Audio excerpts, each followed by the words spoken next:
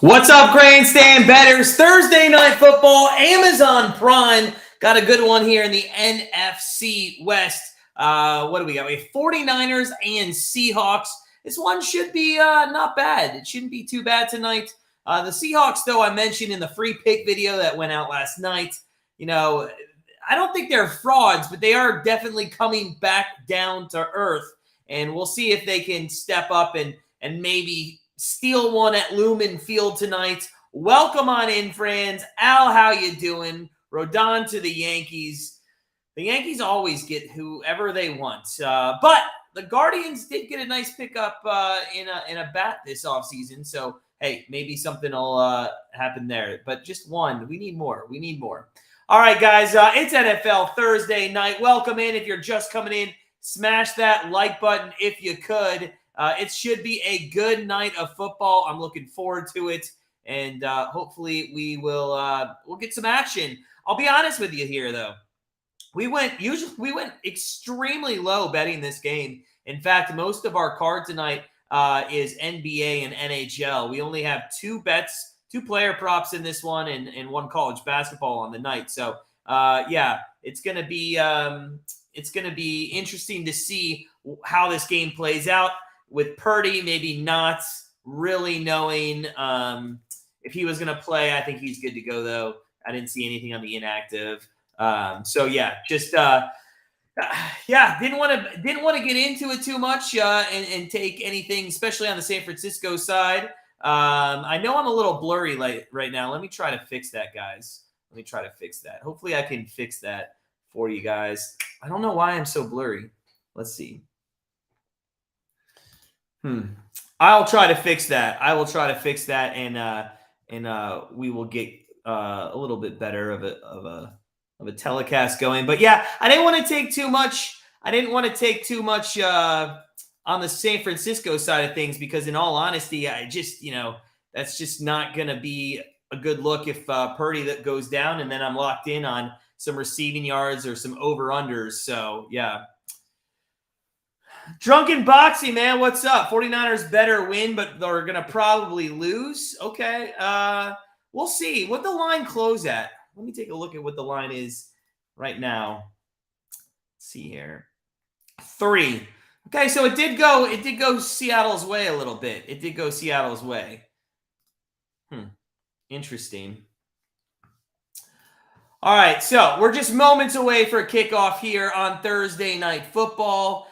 Remember, if you are in the Grandstand Bettors handicap contest, please make sure you get your picks in by this Sunday at 1 o'clock. That is the deadline. As always, those picks are live at grandstandbettors.com.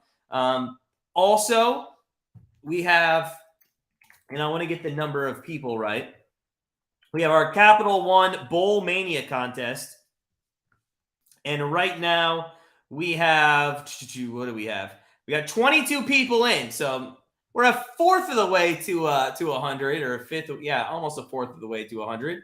But that's going to be for some swag, most likely. If we get to 100 people in that, though, we will put $100 on the table as a first place prize. But I'll post that link later when we get some more people in. But here we go. Kenneth Walker is active tonight. I did see DJ Dallas is not active, which is unfortunate. But they're going to have to utilize, I think, Geno Smith a little more than they wanted to in this game. But again, San Francisco's rush defense is much better than their secondary. So, hey, why not at least go towards their weakness? We do have some plays before we get to the NFL plays that are in play. We do have some plays going on already on our card that have started in the NHL. We have the Dallas Stars money line. That's in the second. That's at 0-0. Another one of those hard-fought games halfway through. We'll see if Dallas Stars can pull that one out. We also have the Pittsburgh Penguins money line. Really hate to bet on my own team. Really never do. But I did like that. They were down 1-0, but they did just tie it up 1-1. So that's going on. And then in the NBA, we took Memphis -2 as we're underway on Thursday Night Football. And the Seattle Seahawks are going to take this from their own 5-yard line to the 20, 25, 30. Oh, a spin move out to the 35. And, man, That's a good run back. He just could not get past the last two guys, or he was taking that to the house. We're going to see Geno Smith here right off the bat. So let's see if we can tell you what our NFL prop bets are, and they're both on the Seahawks side. And one's just a flyer, to be honest with you. DK Metcalf over 63.5 yards. That is what our first prop bet is, and our second prop bet is Will Dissly anytime TD at plus 800. It's first down and 10 from the 35-yard line. They're going to hand it off up the middle. That is going to go for about 6 yards. A nice carry there on first down, and that is going to be Walker the third. So a good start, and maybe that's what they want to do. Maybe play a little bit up more on the ground to start off, open up that play-action fake. Yeah, Al, I would agree. I would agree for sure. Second down and 5 coming up for Seattle. Back to throws Geno. That's a first down to the 46. And that is Tyler Lockett on the reception there. So 2 plays, a first down, and we have the Seahawks moving down the field. I know I'm still blurry, and I'm trying to figure it out, guys. I have no idea why all of a sudden today I am just blurry. So let me try to figure that out. Thanks for hanging in, for being patient. Hopefully, for some reason, I just need to close absolutely everything. Maybe it's because I have Zoom open. I don't know. All right. Geno Smith on first down and 10. Little screen pass to Walker. Absolutely blown up. I was surprised that Walker even held onto that football. And it's going to be a loss of some yards there. Second down and long coming up.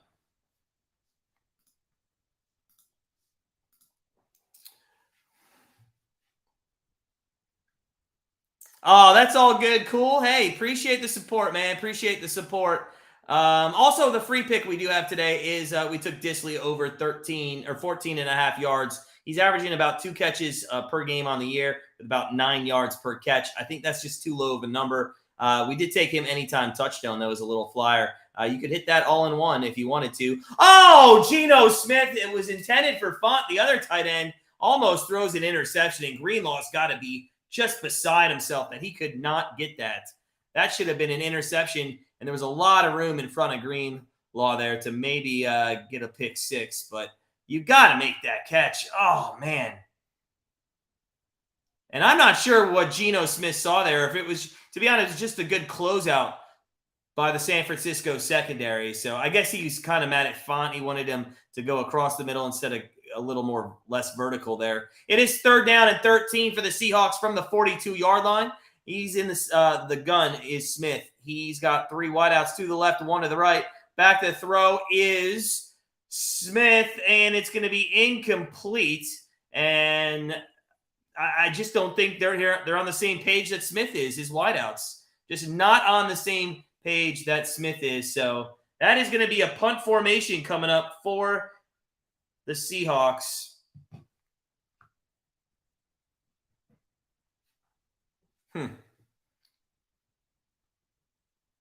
So punt formation coming up for the Seahawks. 13:01 early moments here. And the 49ers and Brock Purdy will be out in just a moment. Al's got some props tonight as well, as it's fair caught at the 10. Al, what do you got here? Geno Smith under 239.5. Okay, that's off to a good start. He's going to be that inconsistent.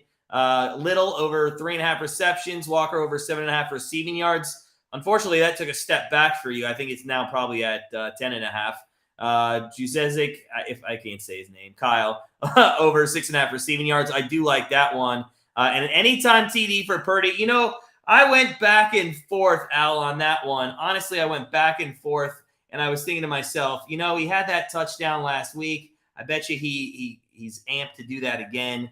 I just wanted something a little higher, so I went and took Dissly, but I do like that bet. I do like that bet for sure. So we'll see. I have no idea why I'm blurry. I got to get this figured out. Oh. All right, we're at commercial break, guys. Of course, we'll dive into some more plays and bets as they pop off as the games tip off. Our Patreon is doing fantastic. We've won 5 straight days, going, I believe, for our 6th win in a row today on our lower tier. But I mean, all those picks are included in our higher tier as well. So we're going for our 6th win in a row for our Patreon. Again, that's only $6.99 a month. Help support our channel. Also, if you want to become part of the family, head on over to grandstandbettors.com. Our next live stream is going to be on Saturday. Yes, the Cleveland Browns and the Baltimore Ravens. Who knows? Who knows? Yeah, I know, Al. I don't know why it's blurry tonight. It's not like I've changed anything. Oh, I know. I'm going to have to – I got to figure this out. And I don't know why. I have no idea. I've closed everything that would make this blurry. I just don't know why. Don't know why I'm blurry. I know. And of course, that just hurts me, so it just irritates me. It is the last day for the bowl games. I'll put that link out. If I can stop being blurry, I'll do that again. But actually, you can join. You can join at any time. You actually don't need to do all the games up front. I would suggest you do, so you don't forget about it. But those games lock in the Bowl Mania contest right before each game, so you can do it. What's up, JR? Hope you're doing well. Yeah, let's have a good night. If I can get out of the blurriness of the screen, I would. That's my number one goal. The crappy thing is I can't end the live stream because then it just goes away. So I can't just end it. So I got to figure out why I'm blurry. It's my bit rate on my internet. So I got to figure out what's slowing my internet down right now. First down and 10. First down and 10. It's a handoff left side. That goes to Christian McCaffrey. He's going to try to turn the corner, and he does for a couple yards. Not bad there. But good rush there by the Seahawks to push him out of bounds.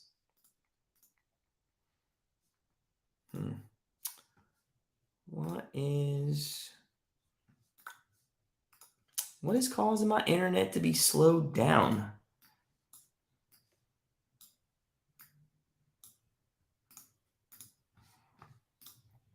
All right, 2nd down and 7 coming from the 13-yard line. And no, play action fake by Purdy. He throws right. That is caught, and that is going to go for about 2 yards there. So not much. 3rd down and 5 coming up. He had his man in the flat, but good defense again by Seattle. And this is a hard place to play, guys. If you have never been to Lumen Field or what used to be, what was the name of that field? CenturyLink. CenturyLink. It's one of the loudest places I've ever sat for a football game. It's crazy. All right, 3rd down and 5. Purdy in the gun. 3 wideouts left. 2 to the right. A little bit of a blitz coming, it looks like, up top on the right-hand side. They back out of it a little bit. Purdy throws left, and it's going to be complete. And I don't think he's going to get the first down. That was McCaffrey. I think he's going to be just 1 yard shy, and that brings up 4th down. And the Seattle defense has done a nice job in this one in the first defensive stand of the night against the 49ers offense. Why am I blurry? God, I got to get this fixed. Hey, are you on the internet? All right. No, I don't think that has anything to do with it. I'll figure it out somehow.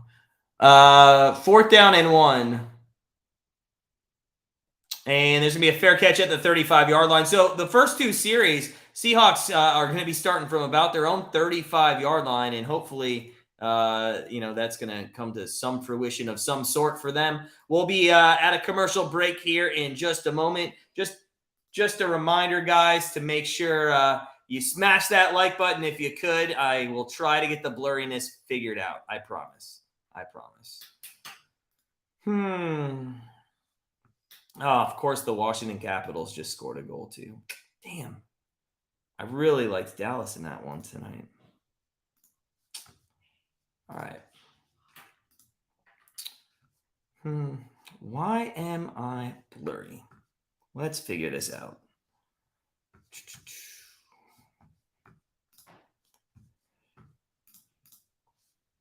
All right, we're at commercial break, and maybe it's because I got to update my Mac. I don't know. Who knows?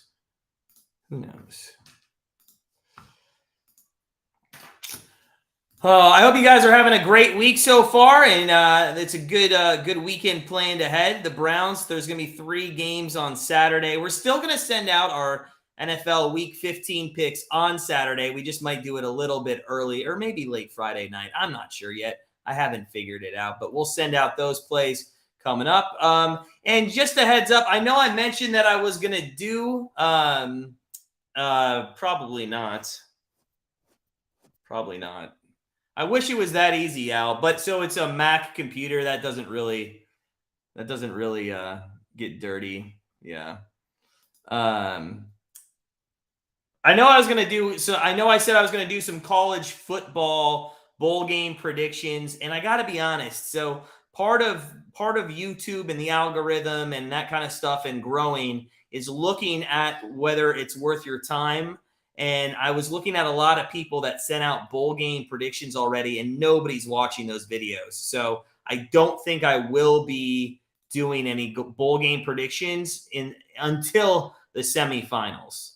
So I'm sorry. I kind of looked at that more, and I just think the value of the time it takes to do a video, edit it, put it up, all the back end stuff you got to do for 100 views. That's I'd rather just not waste my time on that. So I don't think I'm going to do any college bowl game actual videos until the semifinals. But I think that for the most part, that's the only one most people care about. Nick, let's go Niners, man. Let's go. I don't have any pony in this race. I know I'm wearing a Seahawks jersey, but it's only because I don't have a Niners. I would have put the Niners on. So, all right, first down and 10, and first down and 10 for the Seahawks from the 35-yard line, and it's going to be Smith is in trouble, and oh my God, come on. Try to scramble. Geno Smith just lost a ton of respect. He lost a ton of respect from me. Scramble. First off, I know there's a man over there, but you gotta, come on. Al, you're on the under? Well, that's looking good right now. If I can't get this figured out at halftime, guys, I apologize. I'll probably just jump off because nobody's going to watch the blurriness. It's just ridiculous. What is going on? God, it irritates me to no end. All right, second down and 10. There's a handoff. Walker is going to get hit, but he bounces out to the left-hand side still. A loss of 3. You can't run on the San Francisco defense for the most part. What's up, Bob? Good to see you, buddy. They're the second best rushing defense. I think they only give up like 76 yards per game on the ground, something like that. If you want to throw, this is why I think Geno Smith on his over yardage might have been a good play, but they have not gone early and often. They seem to, well, I guess they have three pass plays, 3 run plays, really. All right, third down and 10 coming up for Geno Smith from the 37. He's in the gun. 2 wideouts to the right, 1 to the left. Back to throw Smith. He looks center. He's going to, he looked deep. He's going to go underneath. That is going to be to, was it Disley or Font? Did we get some yards with Disley there? I'll have to pull up the box score. But it is going to be 4th down regardless, and they're going to have to punt again. So, yeah, 4th down and 7 coming up. No, that was – who was that? They did not update it yet. We'll see who that was. Who's 87? Let me look at their roster. Who is 87? Fair caught at the 14, and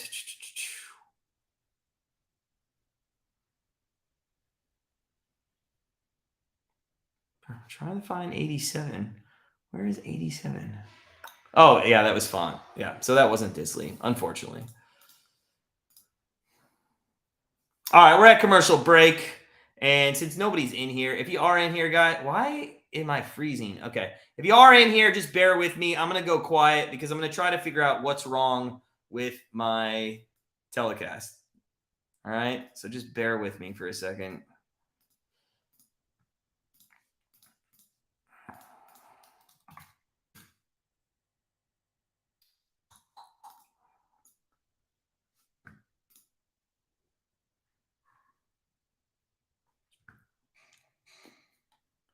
I appreciate the likes though, guys.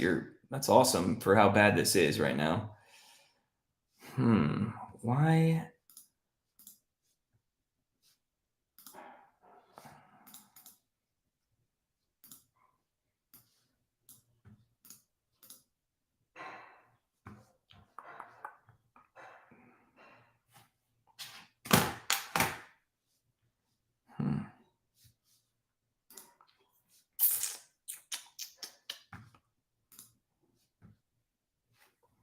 Let's see here.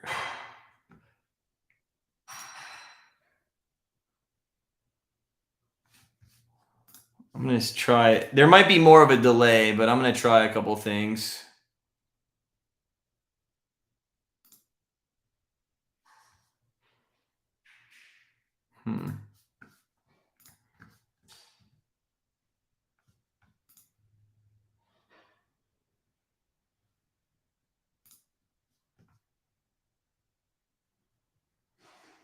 Let's see here.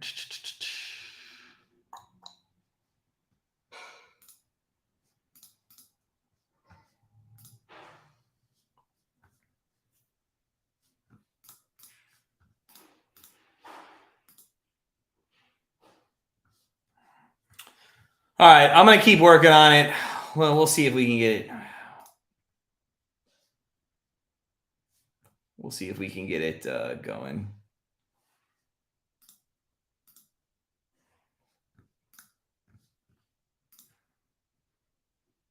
We'll see.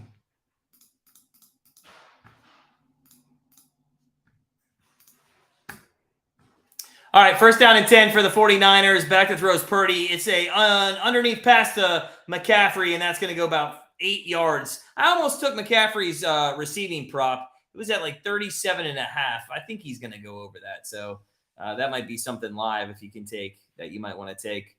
Second down coming up for the 49ers. Second and short. They're still looking for their first down of the game.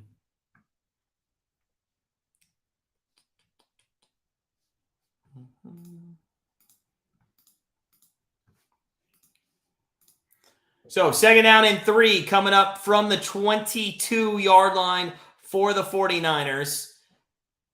Handoff right side, up the middle. McCaffrey's not even touched, and he goes all the way down to the 44-yard line. This guy, there was a hole right up the middle that nobody touched him for 20 yards. That was a great run.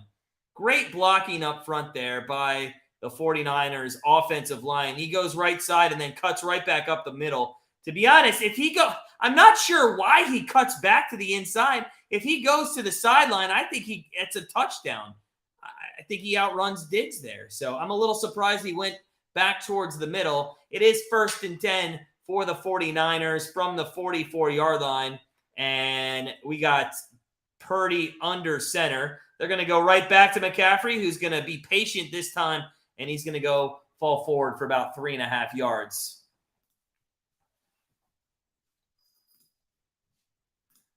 So second down and about 7 coming up for the 49ers.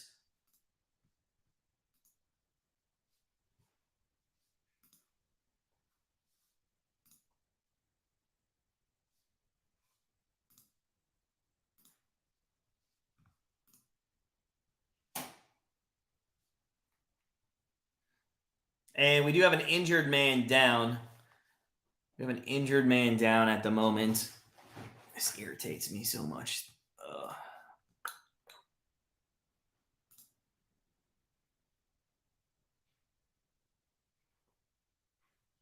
It is on the Seahawks. They're going to go to commercial break. Let me keep working on the back end and see if I can get this less blurry. I don't know why.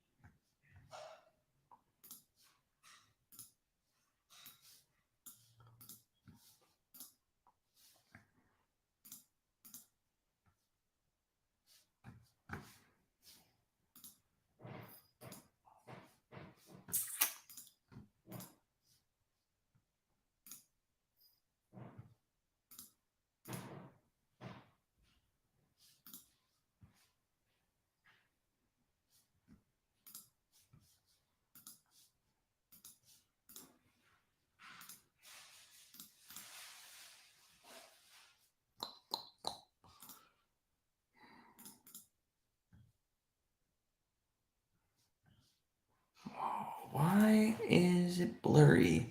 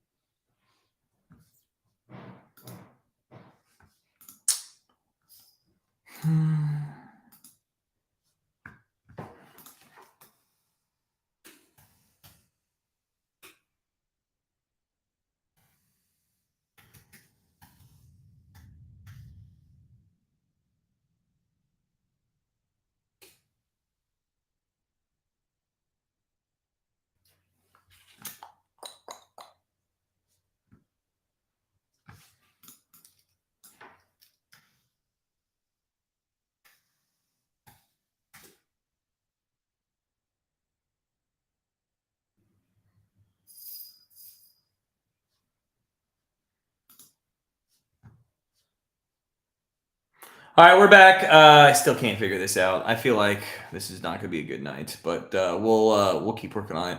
All right, 2nd down and 7 after the injury timeout there from the 46-yard line. There's a pitch play to McCaffrey right side, and it's going to go across the 50 into Seahawks territory to the 48-yard line, and that's a good run there by McCaffrey. 3rd down and short coming up. So not bad there by McCaffrey. A much more manageable situation in the 49ers. This could be 2-down territory, given it's only a couple of yards here. 7 minutes left in the first quarter, and no score as the Seahawks have gone 2 series, nothing going. And the 49ers, this is their 2nd series. We'll see if they can put an exclamation mark on this one. Purdy's going to be in the gun on 3rd and 3 from the Seahawks 49. 2 wideouts left, 2 to the right. McCaffrey in the gun with Purdy on the right-hand side. Purdy back to throw. He's got time in the pocket. Throws across the middle. It's complete for a 1st down to Jennings at the 41-yard line. Nice job there by Purdy. And a great job of giving him a nice pocket so that he could just sit in and throw that dart to Jennings, who was pretty wide open there on the left-hand side.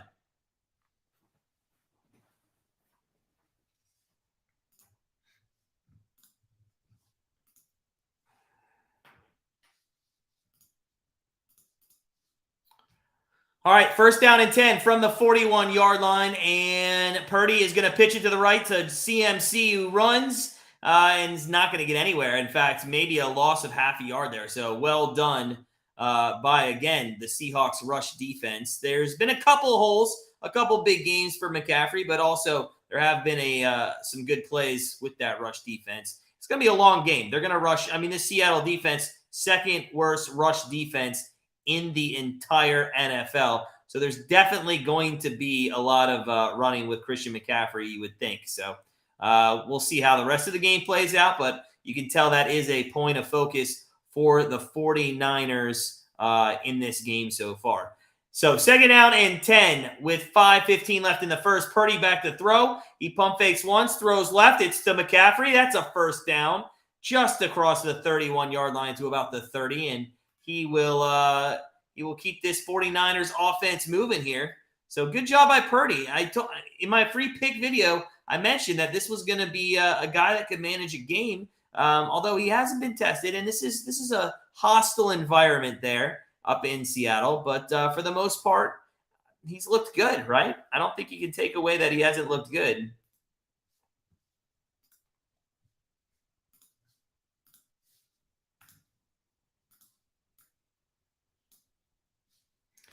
So 1st down and 10 from the 30. McCaffrey goes left side, and he's going to power his way for about 3 yards to the 27.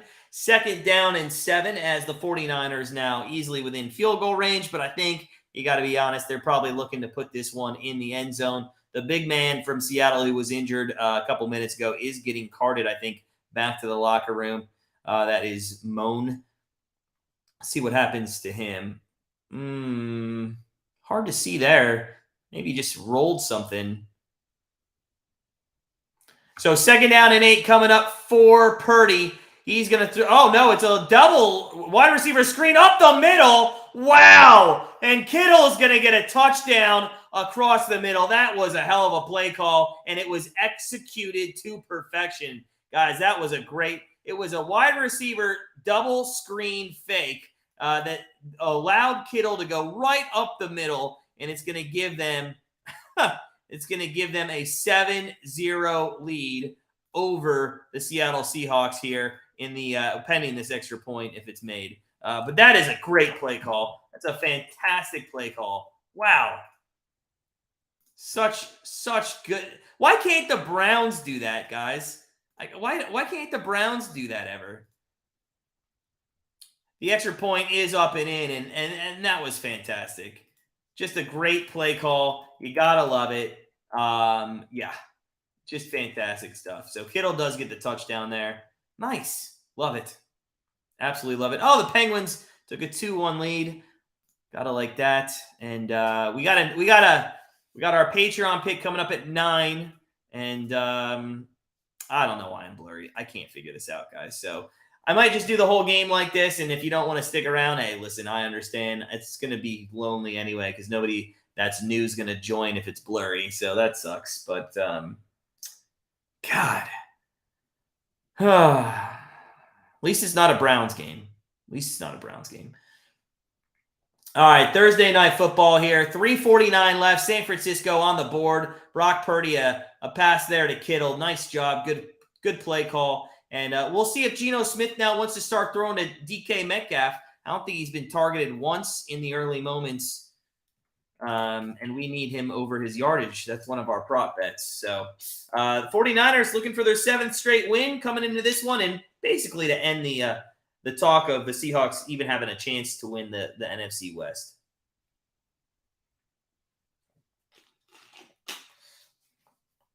And I think he's now thrown, if I'm not mistaken, he's thrown 4 touchdowns to his last INT, something like that.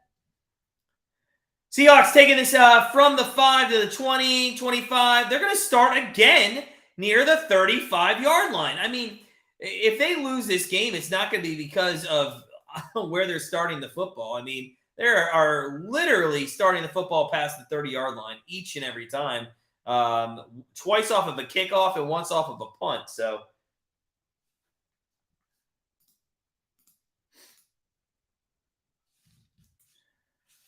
all right, here we go. 1st down and 10 for the Seahawks. 1st down and 10 for the Seahawks. From the 33-yard line, Geno Smith in the gun.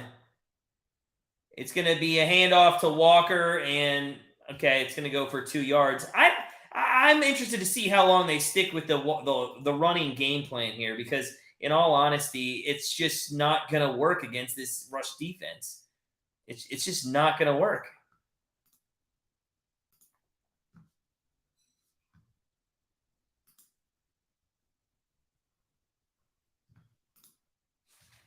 So 2nd down and 7 coming up for Geno Smith. He's in the gun. Back to throw, and he's going to get lit up. It's a fumble, and luckily, it looks like Lucas, I think, fell on the football, and it is going to be 3rd down and extremely long here for the Seahawks. Viking, man, how you doing, buddy? Listen, I got to apologize. I'm trying to figure out why it's a blurry screen tonight. I don't know why, so I apologize. JD, what's going on? Were they, JD? Yeah, I guess that line did come down a little. We stayed away from this 100%.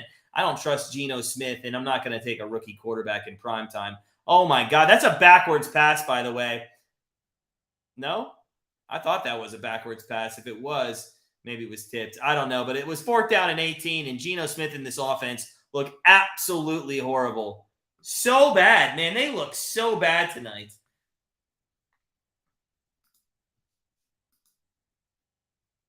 If I can't get this better, guys, I just might hop off at halftime, to be honest with you. I'm not going to – it's just nobody wants to watch. But I do appreciate the 15 likes. That's awesome.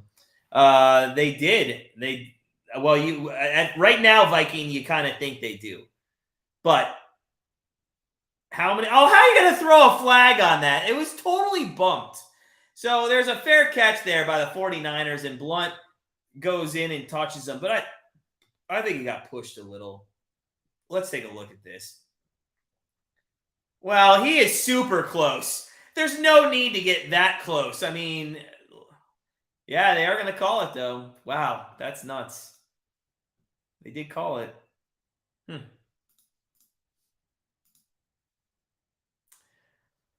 All right, so Seahawks sitting here, and they got to do something. This Seahawks team, listen, I'm not a fan, could care less about the Seahawks, but for everybody watching out there on Thursday Night Football, I mean, this could get out of hand bad. JD, how do I feel about Baker Mayfield? Well, if you know, and I don't know, JD, I can't remember who's in what streams and stuff, but my thoughts on Deshaun Watson are, I don't know why we got the guy. And listen, you know me, last year I was super hard on Baker Mayfield, but he, like, when you honestly look at it, when you honestly look at the situation, he was the only one to take us to the playoffs and win a playoff game since like the 1990s, right? So it's 2020 vision now. Let's not overreact because he had a game-winning drive and he won with the Rams. Now, I wish the Rams would have played the Browns because having to play Baker twice in a season, that would have been kind of fun to see. But unfortunately, we don't get to see that. Let's see how he does for the rest of the season, and then we can all overreact. But I'm not going to overreact saying that we should have never got rid of him. But I am going to tell you we should have never got Watson. What's up, Andy? Baker is a poser. Does anybody use the word poser other than, like, I don't know, 45-year-olds? Thanks, guys, for stopping in and smashing the like button. I appreciate it, man. 18 likes in the first quarter. That's awesome. It just sucks that the screen's blurry. I apologize. I'm trying to get it better. It is 2nd down and 9. That doesn't go anywhere, really. It's going to be 3rd down coming up for the 49ers, with the exception of that last series, guys. In all honesty, I think the Seahawks defense is playing pretty decent tonight. A little bit of that might be Brock Purdy having to manage the game with the crowd noise. So, you know. JD, I was happy you got that win too, man. I was too. I was kind of rooting for him in the moment. You know, I was kind of rooting for him in the moment. I hope he comes. You know what? I think it'd be crazy if he becomes a Hall of Famer and then all of a sudden the Browns look like idiots for Deshaun. I'm more not as Purdy on 3rd down. It's going to be first at the 42-yard line. I am more. This is how I describe my situation with Baker and Watson. Oh, it's coming back. There was holding. I am more against Watson than I was for Mayfield, if that makes sense. So my feelings of going and get Watson outweigh going to get Baker. And that's why it may seem like when I talk a little bit now about Baker, I miss him, even though I gave him such a hard time. But I think it's just because my feelings against Watson is so rough. Then maybe I talk better about Baker now. What's up, Walter? Hope you're doing well. 3rd down and 16. 49ers have the ball, and there's going to be a pass to McCaffrey. He gets across the 50, but it's not. I don't think it's going to be enough here. So it is going to be 4th down, and that is going to be the last play of the 4th quarter. If you guys are just coming in, smash that like button. I'm going to try to figure out this blurriness at halftime if I can. They're not calling a play. They're not going to go here. They're just gonna, oh, they got him. Oh, you can't do that. It's still not going to give them a 1st down, but now they might go for it. All they were doing was winding the clock down for the quarter. The only people that got tricked with that was my wife and number 52 on the outside. You can't do that. Now they might go for it. We'll see. We will see.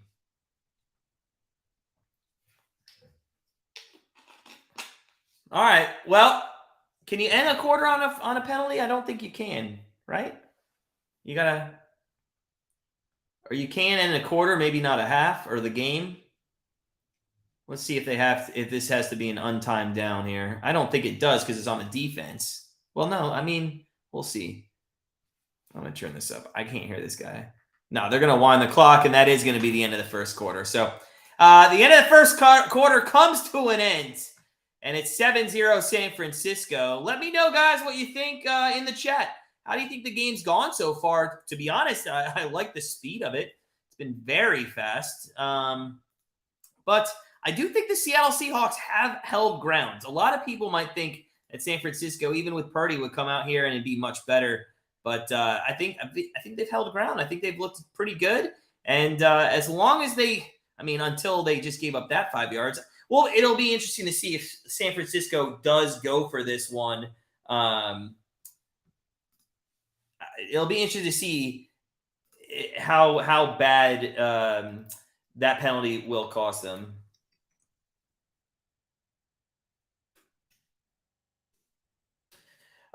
So it is commercial break in between the first and second quarter. And all right, let's go. Let's take a look at all the live bets we have going on in all of the sports tonight. Let's see what is live. We have Memphis Grizzlies -2. Let's go to NBA action. Take a look. Wow, they're up by 25 in the second quarter. That one is looking good. Gotta love that. Utah +1. I guess I just gave out a play there at 9 o'clock. That's not in play. So that's the only other thing. That one's later. All right. Dallas money line. End of seconds. Dallas is down. This is NHL. They're down 1 goal, but I think they're going to start the third period on a power play. Pittsburgh money line. They did take the lead. They're up 2-1.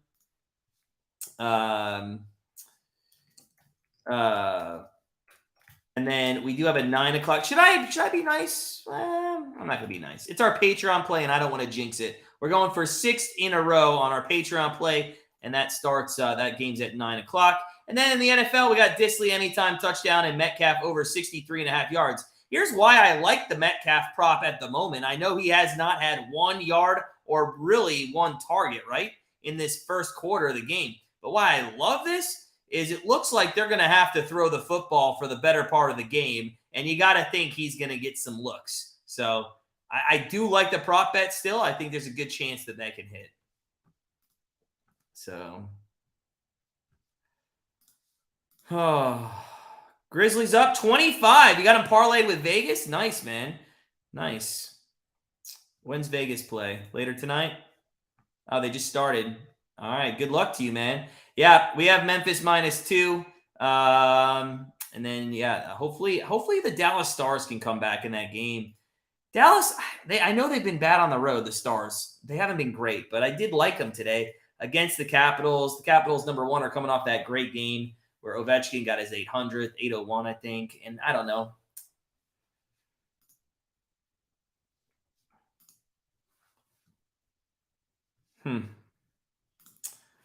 All right, 4th down and 2. 4th down and 2 coming up, and they are going to punt, which is interesting. There's a flag on the play as the ball goes through the end zone. And Wisnowski, anything happen with him in the backfield? Any roughing, running? False start. No, so false start, and I think they're going to add the 5 yards to the end of the – they're going to put it at the 25, essentially.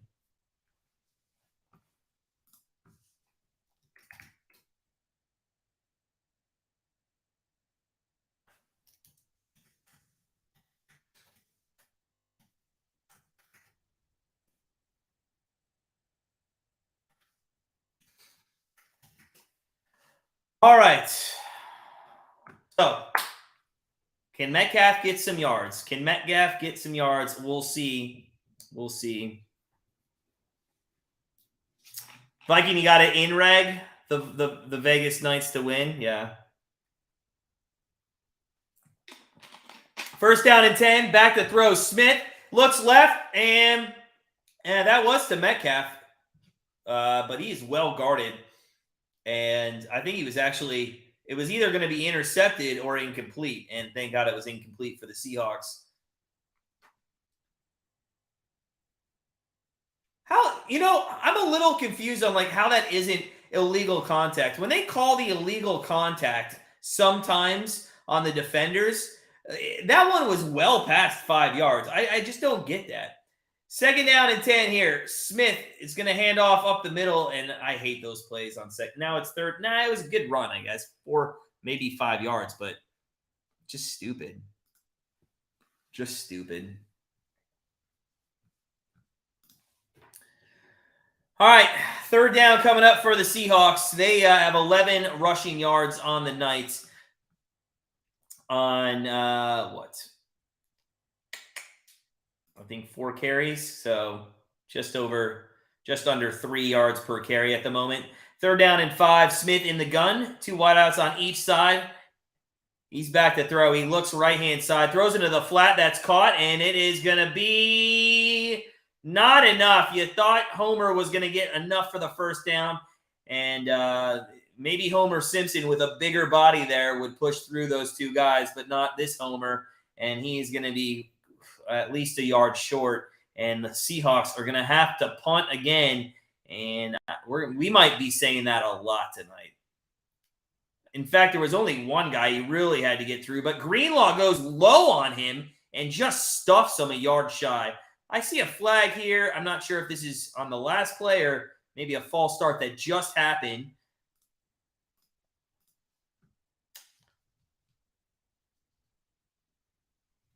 Let's see what this flag is.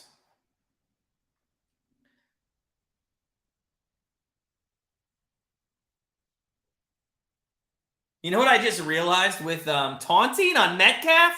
For what?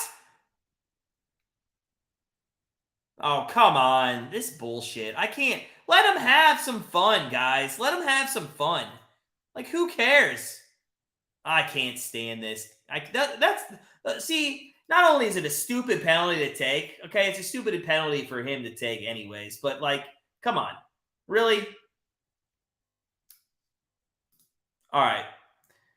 So it's they punted away, and now San Francisco is going to start with good field position at their 35-yard line. Good special teams play there. It could have been much. And a flag now comes in on this one. So we'll have to wait and see what this is all about.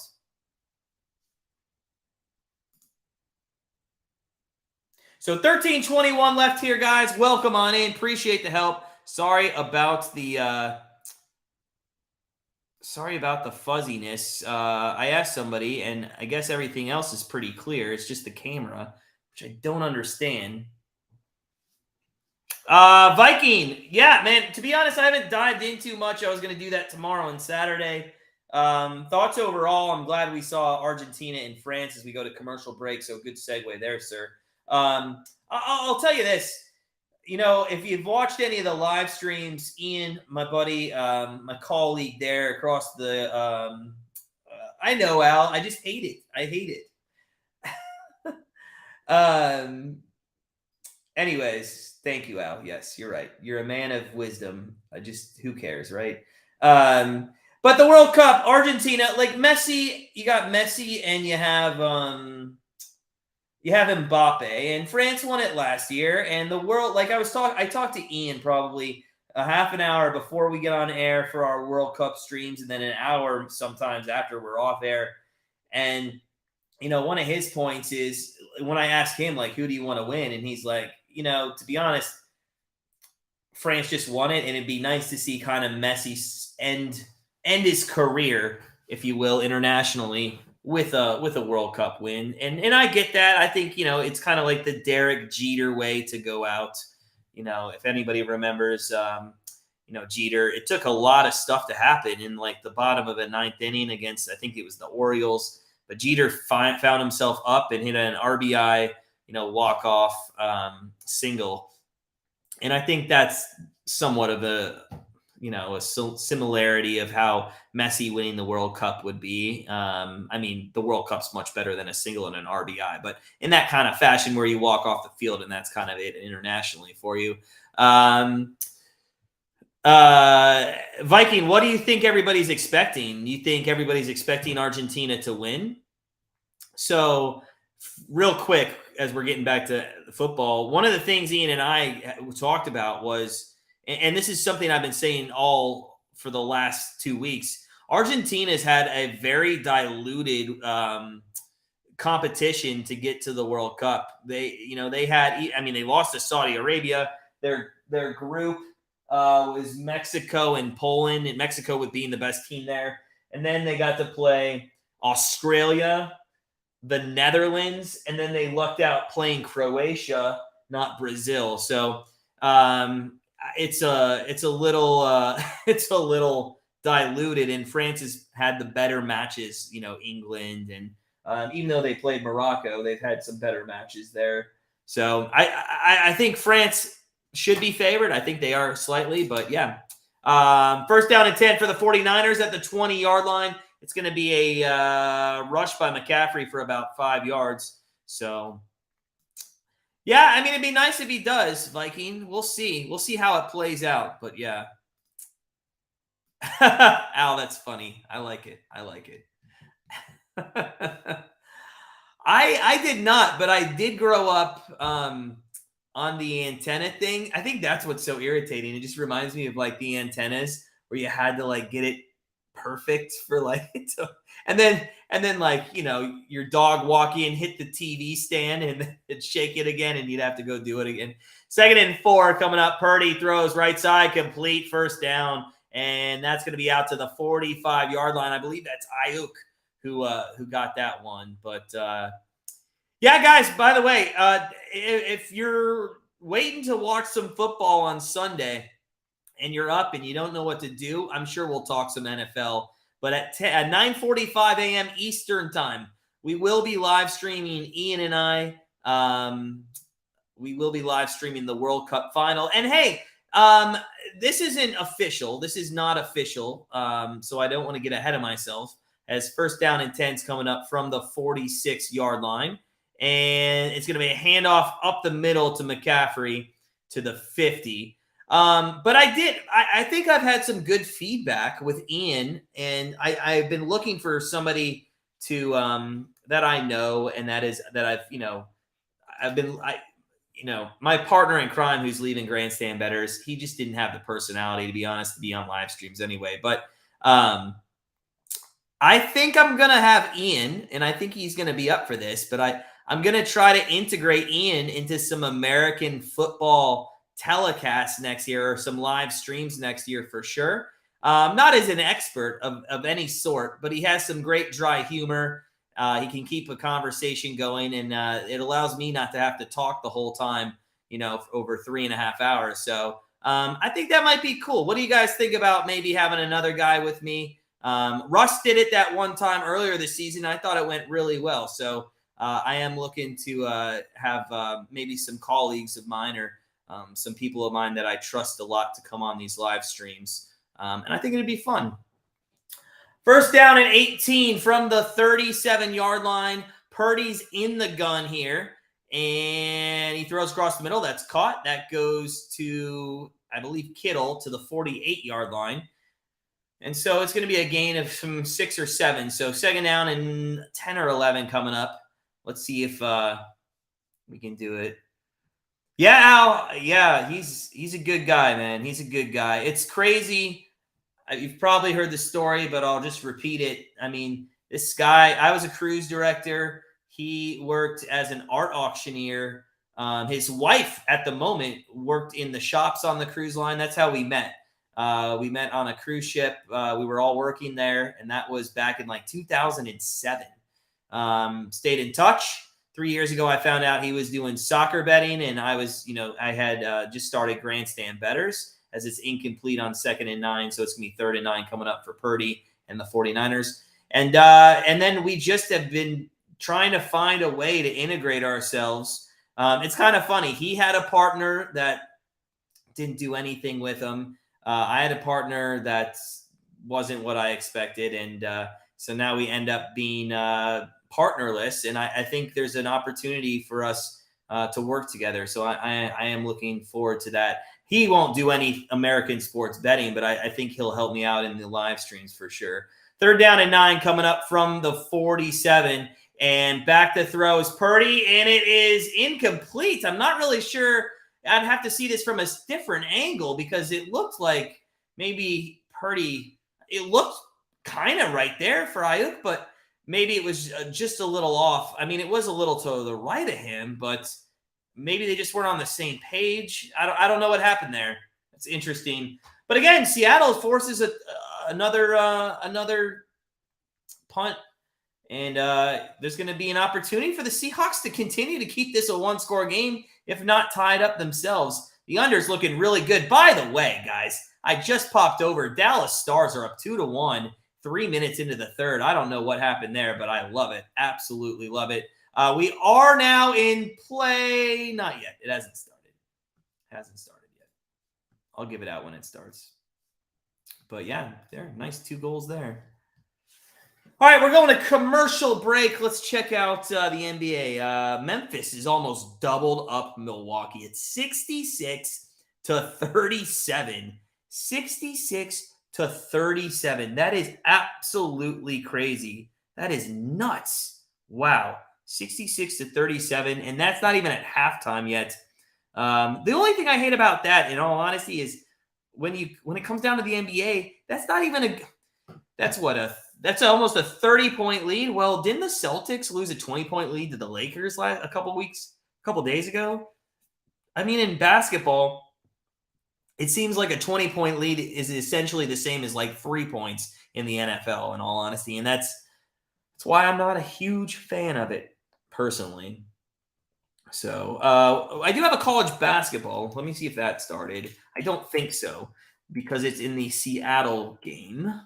In Oregon State. So I assume that's on the late night at 10:30. But let me just double check.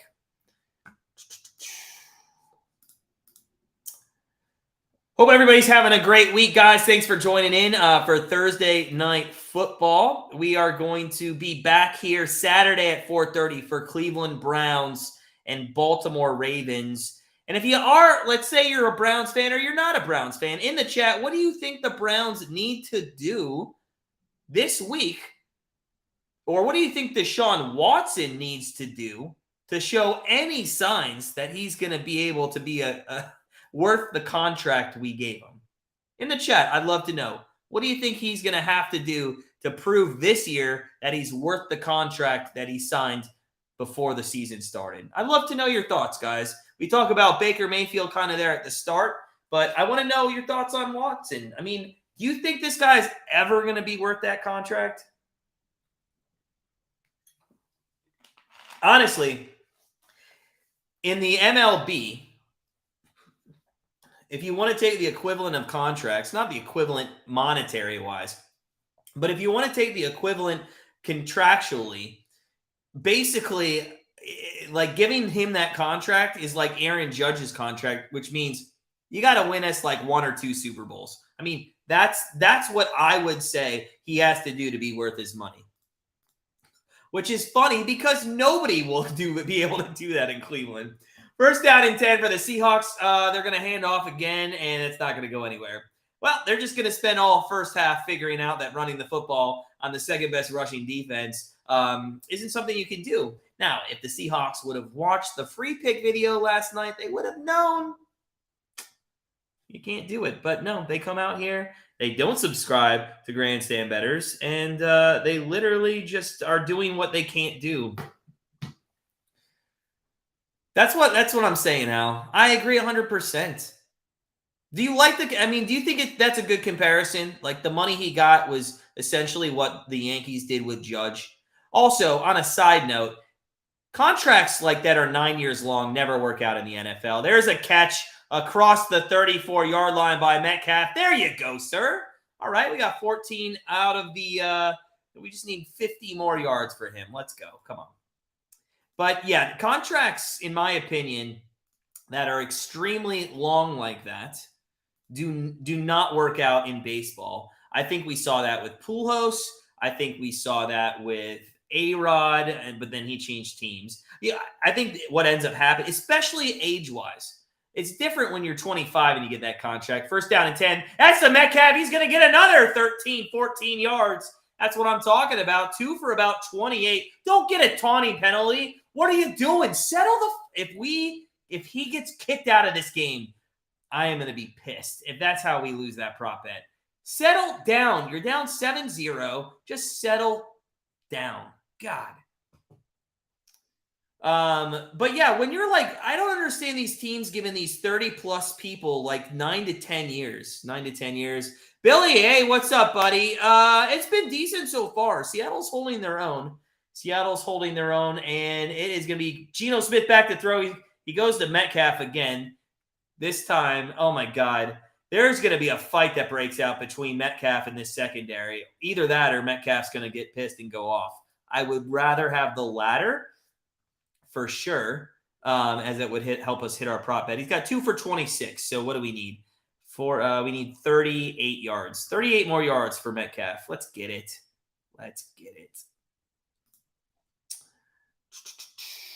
All right. 2nd down and 10 from the 44-yard line. Smith in the gun, empty set. Back to throw, looks left, throws left. That's caught. That's going to be Walker, and it's going to only be for about 3 yards. 3rd and 7 coming up.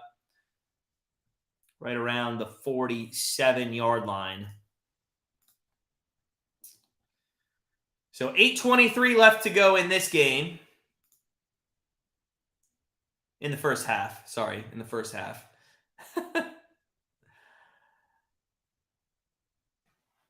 And Geno's going to be 3rd down and officially 8 here. He's going to be in the gun. I think Homer's to the left of him. And we got 2 wideouts with Metcalf being a single up top. I bet you they go his way. They look his way. They throw his way. And I was caught. And they're going to call a false start. Damn it. Okay. Well, maybe it was caught because the defender heard the whistle first. But Lockett false starts there. And now it's going to back him up. It's going to be 3rd and 13 from the 42. God, that was awful. Come on, man. You're a wide receiver. Jeez. That was bad. That was really bad by Lockett. I haven't seen a wide receiver do that in forever.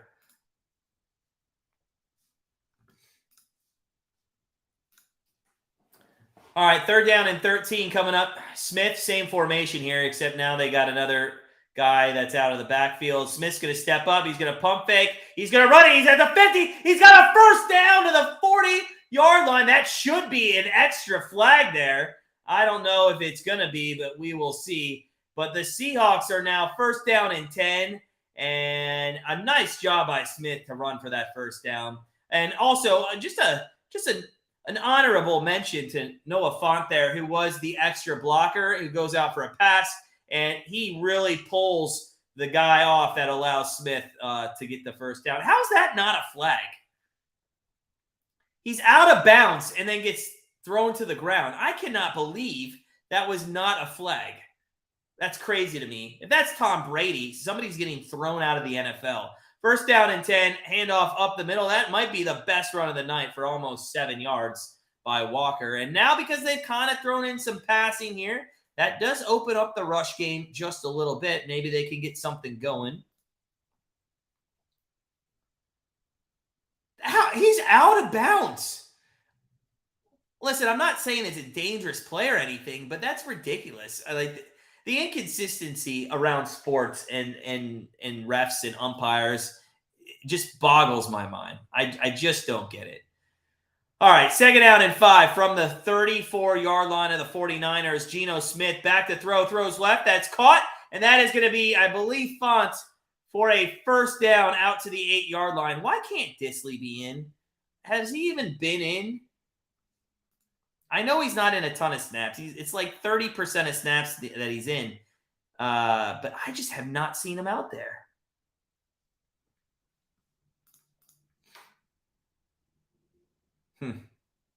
Too bad. It's a good 1st down play there. Font's been targeted, I think, about 4 times in this game already. So 1st down and 10 from the 22-yard line. Lockett goes in motion. They look his way. I stand corrected. They went to Metcalf, and it's going to be the 49ers and Metcalf are going to have a personal vendetta here for the next 36 minutes of this game. 2nd down, and I don't even know if he got a yard there. We'll see where they spot him. Well, Viking, that's kind of why I took him on a flyer as a anytime TD at 8-1, because he gets targeted, about 4 times a game, and he catches about 2 per game. So let's see. And he does have some touchdowns on the year. 2nd down and 8. Back to throw is Smith. He looks, end zone. Oh, was that Disley?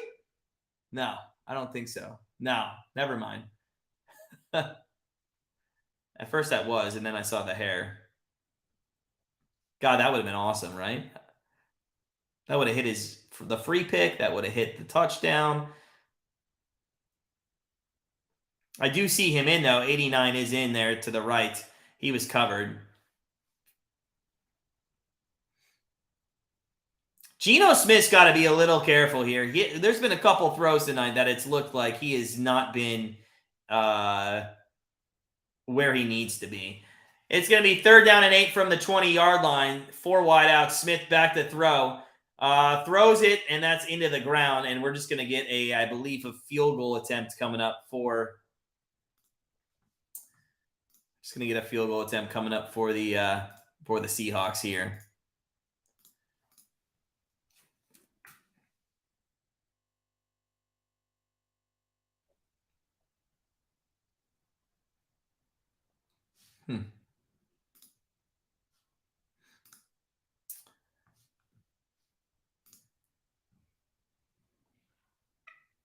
All right, so Myers in to kick the field goal. This one's only a 38-yarder. Should be a nice, easy chip shot, and it is up and in. So it is 3 points on the board for the Seahawks. They cut it to 4. I mean, it's not bad. They played some good defense. They finally got a little bit of offense going on that one. Not bad at all, and they got Metcalf involved, and I do care about that with that prop bet for sure. So we're at commercial break. We'll see if the 49ers and Purdy can get anything going. Just a quick look. Purdy has been efficient. 11 of 13 for 98 and a touchdown. I mean, Smith's been the one that has had some accuracy issues for the most part. He's 9 of 17 for only 53. 3.1 yards per pass at the moment. McCaffrey, 8 carries for 43 yards. That's over 5 yards a carry. Again, the rushing of the Seahawks. Kenneth Walker, 6 for 18. I mean, 18 yards by Geno Smith on the scramble is what he got. So Walker only 3 yards per carry. To be honest, I doubt you continue to go to him. I think passing the ball in the secondary is the route that you should be going. We'll see how they play it from here on out.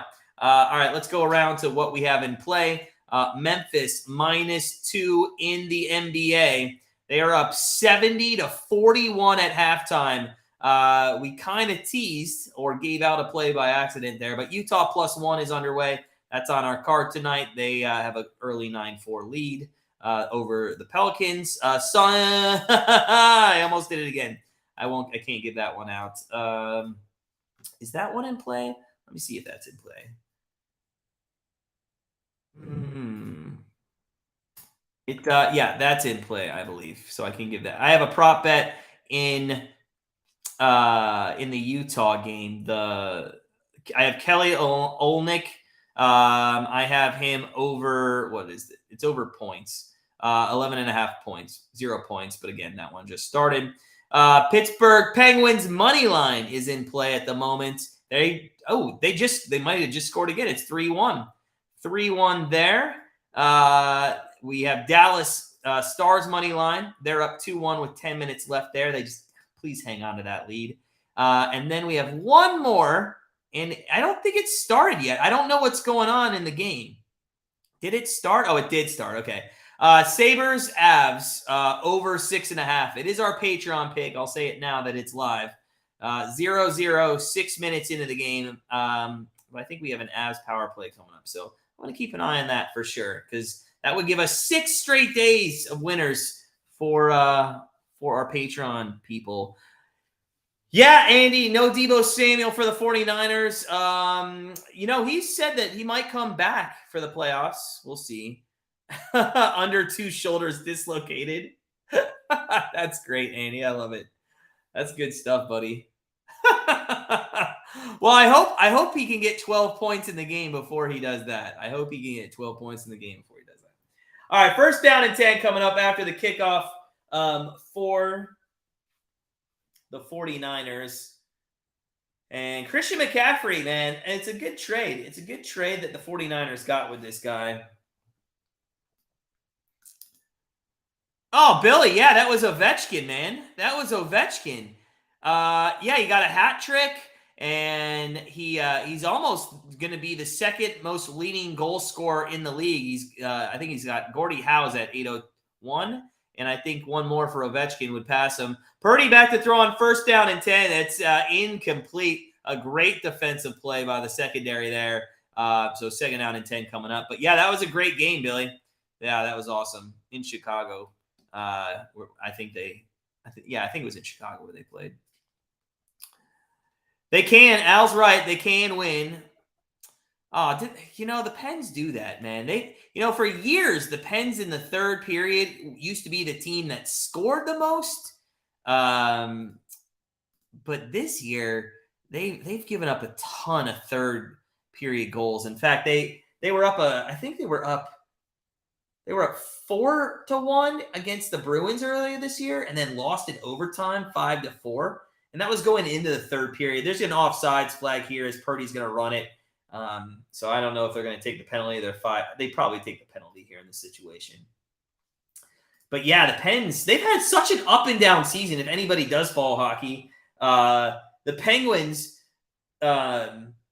started off super hot, and then all of a sudden they had like 2 weeks where they couldn't win a game. They lost like 7, 8, 9 in a row, something like that. And now all of a sudden they're back in the playoff picture, and I think they got a chance to win the division.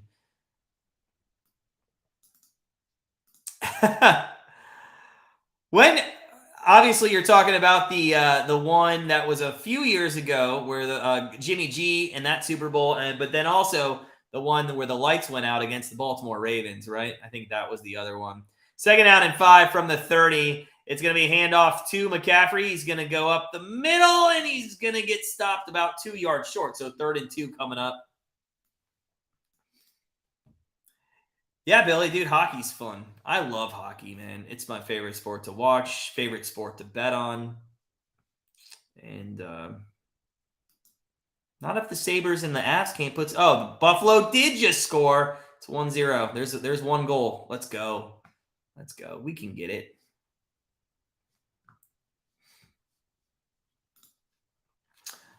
All right, 3rd down and 1 coming up. Let's see what they do. Purdy backs off the center, now in gun.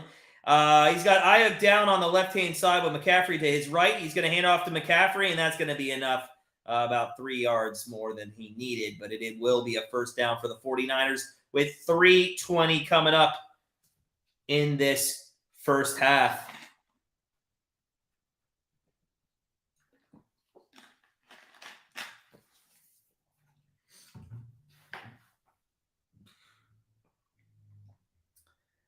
That's a nice run, and props to McCaffrey for staying on his feet and then being able to jump forward. He didn't need the extra yards, but just padding his stats, I guess. All right, first down and 10 from the 37-yard line. It's going to be a pitch to the right for McCaffrey. He's going to be in trouble. Oh, my God, how did he find space?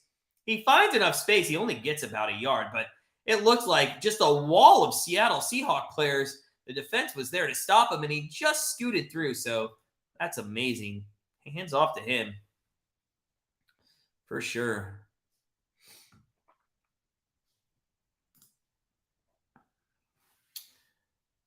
Yeah, Al, I would agree with you. I'm a little surprised, Al. Do you think they trade for anybody? Because I do think that is something that they should look at, which is crazy to me because they've had some really good goalies, but it's always seems to be a weak spot in situations. I've liked Jari. I think the Smith can be good. I just think he needs more playing time, to be honest. They don't play him as much as I think they should. But he's not great right now, so I understand why. Billy, I always say as we go to commercial break here, I always say, I think it's a 2-minute warning. I always say, like, if you can get hot at the right time, you can really propel yourself into being a better team than you are. And I think maybe the Bengals got hot at the right time. Now, can it carry all the way through week 18 and then into the playoffs? I don't know. But I think there's a chance you could make it. I think my Ravens future bet is done. And I just found out, I forgot, I do have a Vikings future bet at 40-1, which is nuts. I don't know why I forgot about that, but just last week or the other week, I saw that on our future bet Excel sheet that it's somewhere in there. Do you guys ever make future bets and then just forget about them? Because I do that all the time. That's just why I put all my future bets in an Excel sheet, because when we're using mobile devices and we don't like look at our pending tickets that are farther than today or yesterday, I just absolutely forget about it. Just absolutely forget about future bets. We have a 5-1 future bet on France to win the World Cup. And I forgot about it until Ian, after we got off air the other day, was like, don't you have a future bet on France that you talked about? I'm like, yeah. I mean, it's only 5-1, but we did take them. So I don't think I'm going to hedge on 5-1. We had a future bet on Portugal to win, and that was at 38-1. And I definitely would have hedged on them. But,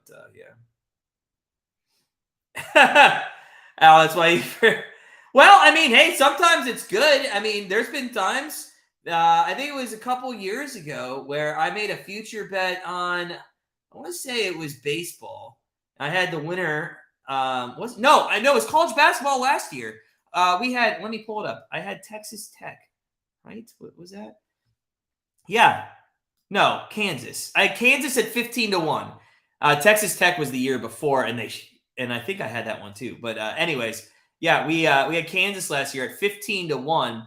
And again, that's not really high odds in the scheme of things when it comes to college basketball, but you kind of forget about it over the entire season. Then all of a sudden I wake up, I'm like, whoa, that should have been an interception. How do you not catch that ball? 4th down and 11 coming up. But yeah, I woke up one day and I'm like, oh, there's some extra money in my account. Why did it jump so high overnight? And then I looked, and yeah, the Kansas 15-1 hit. So yeah, I forget about it all the time. Billy, I'm not sure, man, because I'm not 100% sold that they wanted to keep him anyway, but I don't think it helps. I don't think there's anything that's going to help. By the way, the Sabres put in another goal, 2-0, 2 goals. Let's get one more and just be ahead of the pace. Come on. Here comes the punt. 1:50 left in the first half from the 18-yard line. Lockett catches the ball, and we'll see maybe a 2-minute drill here. The Seahawks could potentially take the lead, which would be nuts. Considering that they haven't had like the best first half of football. Oh, God, I really hope they don't tank, Billy. Let me pull up the standings here, or the playoff picture. Let me pull up the playoff picture, because I do think there's a good chance that they don't win the division with Cincinnati, right? I think they have the tiebreaker right now, if I'm not mistaken, and they are, but they have the same record. All right, 1st down and 10 out of the punt, and it's going to be caught. That is over to Lockett, and they're going to go quick here. Everybody's got this has been a fast first half, by the way, guys. I mean, it's 9:30, and we're sitting here with a minute left in this half. It's crazy. Nobody's used a timeout. Much different than Monday nights. There is going to be a pass. That is caught to is that Goodwin? I think it is. And it's going to be a 1st down out of bounds with 1:27 left. I'll get to the playoff picture. Let's talk playoffs here if there's a big commercial break. But definitely when I come back for the second half, we'll talk playoff picture. It is 1st down and 10 from the 30-yard line. Why? I know you got timeouts, but I hate that play. It's a draw play up the middle to Homer. I know he gets 4 yards, but still, I don't like that play. You take a ton of time off the clock, and I know you got the timeouts, but still, you know that's not going to be a huge chunk play. This one is. It's going to be a dump off to, oh my God! And Homer fumbles the ball, and the 49ers pick it up and take it all the way down to the 6-yard line, and that is such a backbreaker. Oh, it's such a backbreaker if you are a Seahawks fan. Oh my God. It was going to be a 1st down. And that is so bad. Andy, I like that skepticism on maybe the Ravens not picking him up, and I also like where you have him going because Tannehill's done. And does anybody really think Malik Willis is the next quarterback of the Titans? I can't see that guy being the next guy, right? I just come on. Malik Willis is a poor man's Lamar Jackson and a glorified Geno Smith. Maybe I don't know. First down and goal here, and this is very saddening for a Seahawks fan to have that turnover within a minute left in the half, especially when you were moving down the field. Purdy under center here. McCaffrey goes up the middle, and he's on the first play, going to get all the way down to the half-yard line. And here you go, Al. Here you go, man. Give Purdy the ball and cash the 6-1. Come on. I'm rooting for you, man, only because it's going to piss me off that I didn't take him. Oh, Purdy, go. Why did they take a timeout? Seattle took the timeout. Because they want the ball back so they can fumble again? Okay. Lamar paired with Henry could be deadly. What are you going to do? Throw options? Maybe? I don't know. If Stevenson doesn't play for the Pats, you take any of those Pats backups, Chuck? You talking about like fantasy-wise? You take any of them or what? Because it's interesting. I was talking to somebody today about Stevenson, and it's an ankle injury, right? And I'm not sure he does suit up there, but I don't think you take any of the Pats if you're talking fantasy. Yeah, no, I don't think you do. Oh, Al, why doesn't anybody go to the QB sneak there anymore? I know they're padding McCaffrey's stats, but come on. So McCaffrey does put it in. That is unfortunate. That could have been a 14-point swing in this game, and now there's a stranglehold. And I know not many people in the chat like soccer, but this is the equivalent to a team scoring a goal in the extra time in the first half. It's just devastating to the other team. And the 49ers get the ball. It's really the Belichick thing that's going on right now as well. So I assume the extra point will be up and good. So I already put it up there, 14-3, and it is. So 14-3. 49ers over the Seahawks. Again, Seahawks have 2 timeouts left in 47 seconds. I guess my question is, do they even try to go for it? Do they try to get any yards? I mean, look what just happened on the last possession. They fumbled it. It ended up being 7 points. If you do it again, you just lost the game. So I think you have to try, knowing that the 49ers are going to get the ball to start the first half. But, yeah, it should be interesting. Guys, welcome in. If you're just coming in, appreciate all the likes. If you haven't smashed that like button, please do so. 47 seconds left here in the second quarter. San Francisco 14, Seattle 3. God, Andy, listen, man. If the Colts went out and got Tannehill, I mean, that would just be the equivalent of having an assisted living as a quarterback over there. It's just like an assisted living facility, because that is essentially what they've been doing. I mean, they're going out and getting Wentz and Matty Ryan and then Tannehill. It's like a retirement home for quarterbacks. If Lamar goes anywhere, say goodbye to Tua. What do you mean, Al? What do you mean? Like he's going to leave?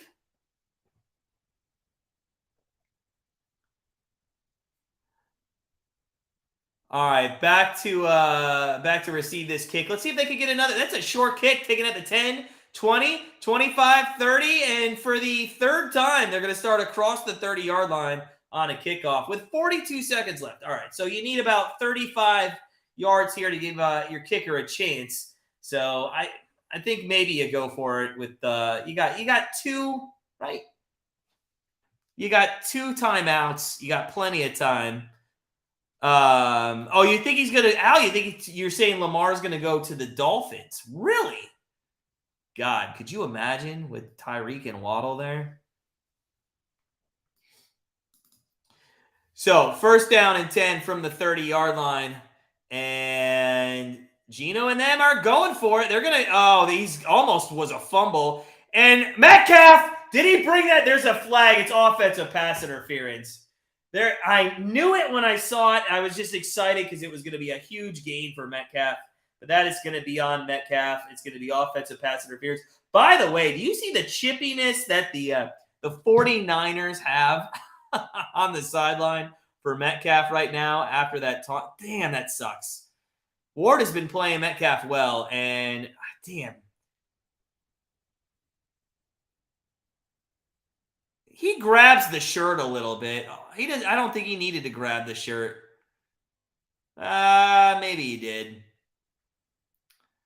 Yeah, that's a great catch, though. Andy, you know they used to say Arizona Cardinals used. That's true. Yeah, that is true. Didn't Jerome Bettis go to Arizona? Am I right on that or no? Did he go to Arizona? First down and 20. Smith throws out. That's to Lockett across the 30 and out of bounds to the 34-yard line. Second down coming up, 28 seconds left. Still 2 timeouts here for the Seahawks.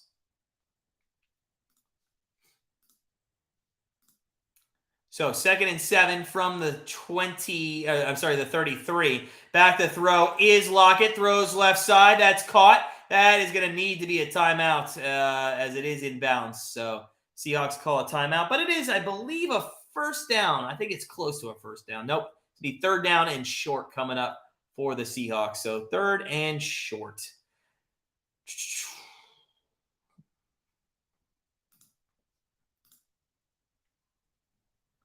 Metcalf and Ward are really getting into it. Wow. Just throwing this. I love that, though. I love that. Mendenhall. Rashard Mendenhall. Yeah. Yeah. Didn't the bus go somewhere after Pittsburgh, or was he always with Pittsburgh? Where did he go? Look it up. Was he always with Pittsburgh? 25 seconds left here. He started. Okay, yeah, never mind. He started with. It was before Pittsburgh. 3rd down and 4. Back to throw is Smith. He's got time. He throws into the flat. That is not going to be enough for a first down, and that should. And I wonder if the 49ers will take a timeout, and they sure will. The 49ers are going to take a timeout with 17 seconds left, and it's 4th down and 4 still. And Seahawks are not going to. They got to go into halftime, and they got to figure out a better game plan. They have got to figure out a better game plan because it's just not working what they're trying. Yeah, that's right out. Yep, start with the Rams, finish with Pittsburgh. You know, I guess I was thinking Jerome Bettis was in that Super Bowl against the Cardinals. Maybe that's why it was in my head that he went to the Cardinals. He played, if I'm not mistaken, was he in that Super Bowl in 2000 and I want to say it was 9. I think 2009 the Steelers played the Cardinals in that Super Bowl. There was that awesome catch in the corner of the end zone, if I'm not mistaken, by who was that? Who made that catch? I can't remember. Ward? I don't know. All right, that ball's going to go through the end zone. We're probably going to get a kneel down here, and the 49ers are going to take this to halftime. Thanks all for sticking with me. I know it's been blurry, but I'm glad the audio's good to go. Thanks for all the likes. If you haven't smashed that like button, please do so. Would love to get up to 30 likes tonight. We'll be back for sure for the second half of this game. The kneel down is probably coming up in just a moment. And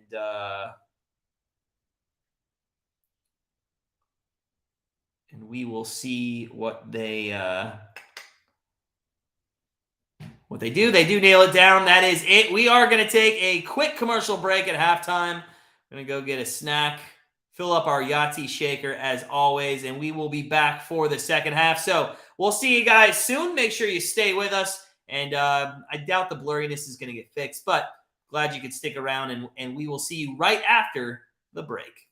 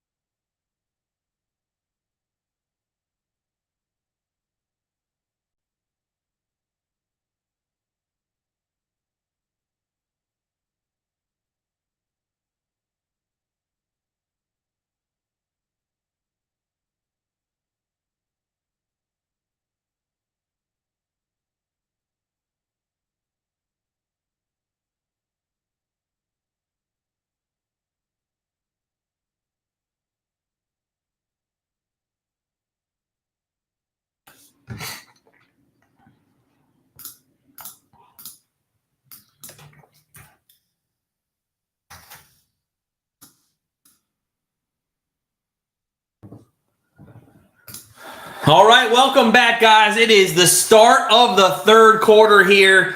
San Francisco 49ers, they are up 14-3 as we get started in the third quarter. And in all honesty, it's been all 49ers. There's been really no signs, with the exception of one small series that got the Seahawks a field goal. And things are going to have to change. Unfortunately, offensively, the Seahawks have to kick off, and the 49ers will be coming out on the field first.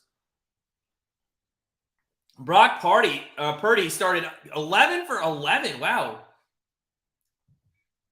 I did not know that. I knew he was like 11 of 13 at one point, but I didn't know the first 11 were catches. Good news. Penguins won 4-2. Dallas came back. They won 2-1. We start off 2-0, and I'm going to call it right now, but I mean, Memphis is up by 44 points in the third quarter. I'm going to call that one. Now, the Utah one, Utah Jazz +1. That is up in the air. And, finally we got 3. Okay, good. 3 points there by Olenek. So we just need 9 more. He had 0 a minute ago. We are underway, though. It is third quarter. Welcome in, guys. It's Seth. It's pretty easy to say here, 14-3. But I would agree with you. I do think they're going to win. All right. Well, I can't hear what Pete Carroll's saying, but I can. They're the only team with a turnover in every game this season, and they have a winning record. This is exactly why I use the term "back down to earth" with this team, because that's what it feels like. It feels like this team just overachieved for the better part of the first half of the season, and now they're coming back down to earth. They're playing some harder opponents too. They got the Chiefs next week, and I don't think it's going to get any better for them. First down and 10, hand off to McCaffrey. He's going to go up the middle, and it is going to be a gain of about 5 there. By the way, that kickoff came all the way to the 40-yard line. So good field position again to start for the 49ers. I do think I have a bet. I think I fixed the blurriness, if I'm not mistaken. I think I fixed the blurriness. So let's go, right? All right, second down and 5 coming up from the 46-yard line.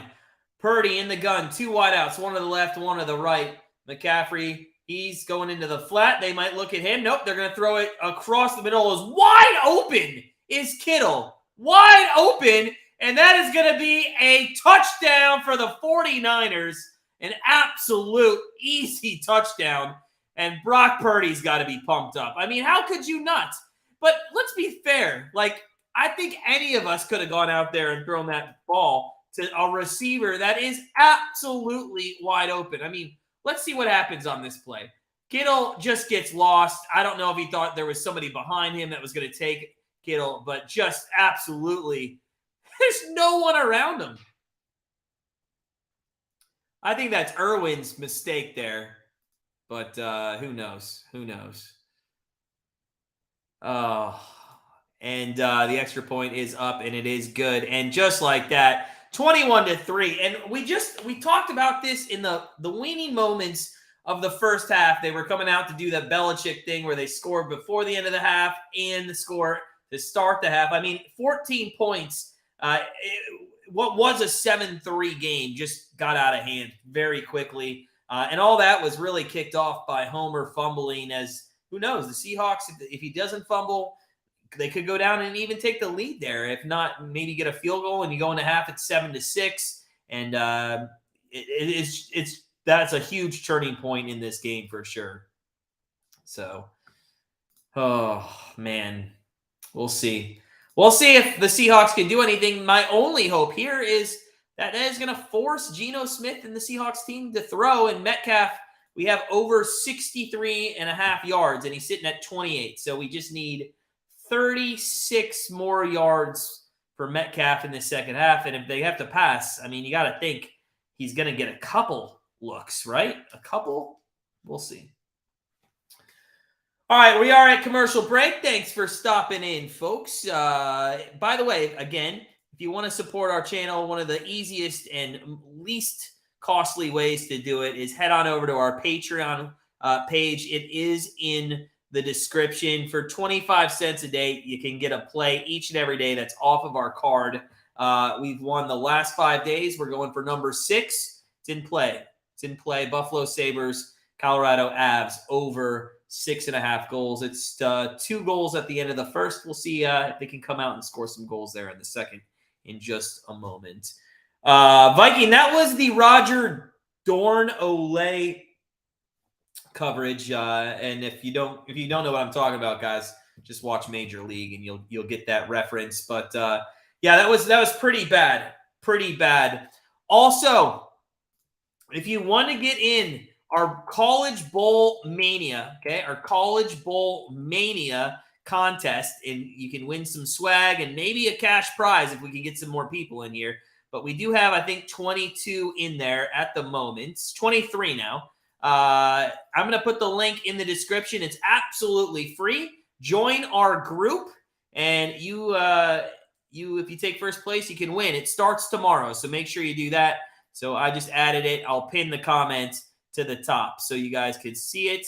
There you go. Click the link in the pinned comment at the top and join our Bowl Mania contest. Would love to have you in there. It should be a fun time. It was last year, and I know it will again today. Did your Rangers win? Who'd they play? Let me see. I'm looking at it. Who'd they play? Oh, Toronto. Yeah, Toronto. I'm glad we didn't bet on that game. I was kind of leaning Toronto there, but it's hard for us to go against Shesterkin and that defense that you guys have. They're pretty good. So the 2 that we did have was the Penguins who won and the Stars who won. So 2-0 tonight. Let's see if we can't get some more. I'm going to call it 3-0 because I don't think the Milwaukee Bucks are coming back against Memphis. Now the Jazz are down by 7. Damn. Could have been on the wrong side of that. All right. We are coming out of commercial break, though. Let's see what the Seahawks want to do here. There was a kickoff, and the Seahawks are going to start from the 25-yard line. Seahawks and Smith, they're going to run the football because that's been working, guys. Great job. So you were in the locker room. Then you came out of the locker room, and you got to see the 49ers go up on you by now essentially 18 points. And your first play was, hey, you know what we should do? What hasn't been working at all? Let's run the football. Yeah, no, good job. Fantastic job. Love it. These guys, I don't know where they come up with this stuff. 2nd and 7, Geno Smith. He is going to throw this one. That goes out. That is to Fonts, and it is going to go for 1 yard. So a run play and a tight end screen for a yard is what they drew up in the locker room. Did Kevin Stefanski make an appearance in there? Was he in the discussion of what plays should have been run after halftime? Maybe. You never know. Oh, the 49ers defense have only let up in the last 6 games 2 touchdowns in the second half. That's nuts. We'll see if they break here, but if the Seahawks aren't going to throw the football down the field, then what does it matter? 3rd down and 7. Geno Smith back to throw, and he is going to throw a floater that's going to get intercepted. It's going to be a pick 6. Maybe does he? Yeah, it's a pick 6. Yeah, no, there's a flag on the play though. There's a flag on the play. They're gonna call that roughing the passer. We'll see.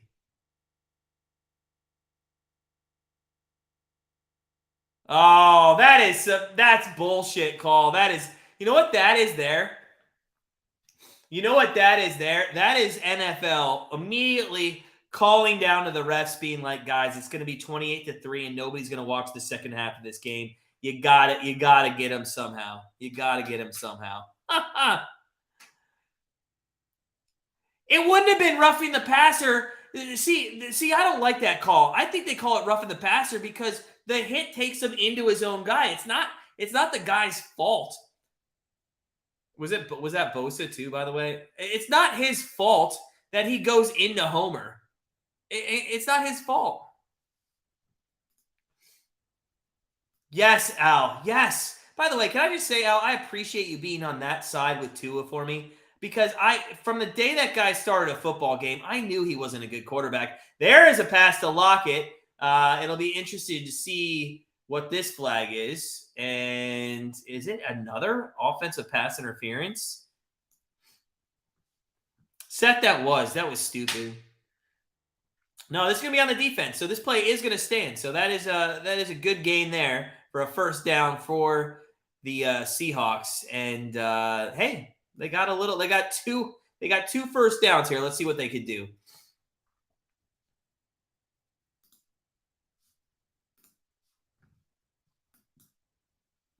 So from the 39-yard line of the 49ers, handoff, and I don't know how many times I have to say it out loud, but that's not going to work, guys. It's not going to work. I mean, what are we sitting at here? If you take the 18 yards away from Geno Smith, that's 7 carries for 23 yards. No, not good. 2nd and 9, Smith passes. That goes to Metcalf. Yeah, that gets him a couple yards there. Maybe 6 or 7. We'll see.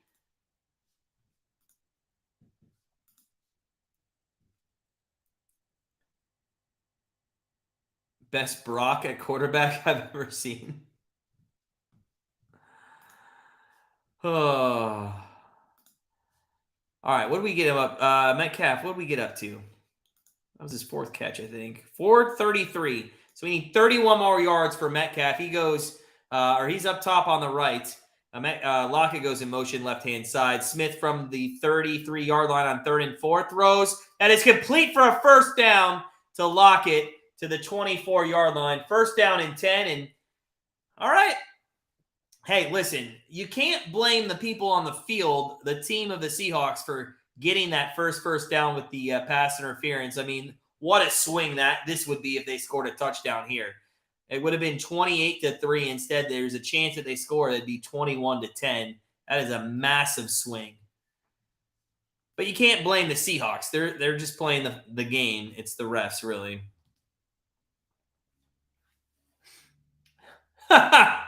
Al, we can do that too, man. We can do that too. First down and 10. Back to throw, Smith.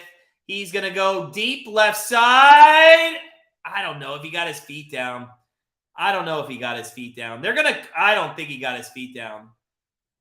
They're calling that a catch. Wow.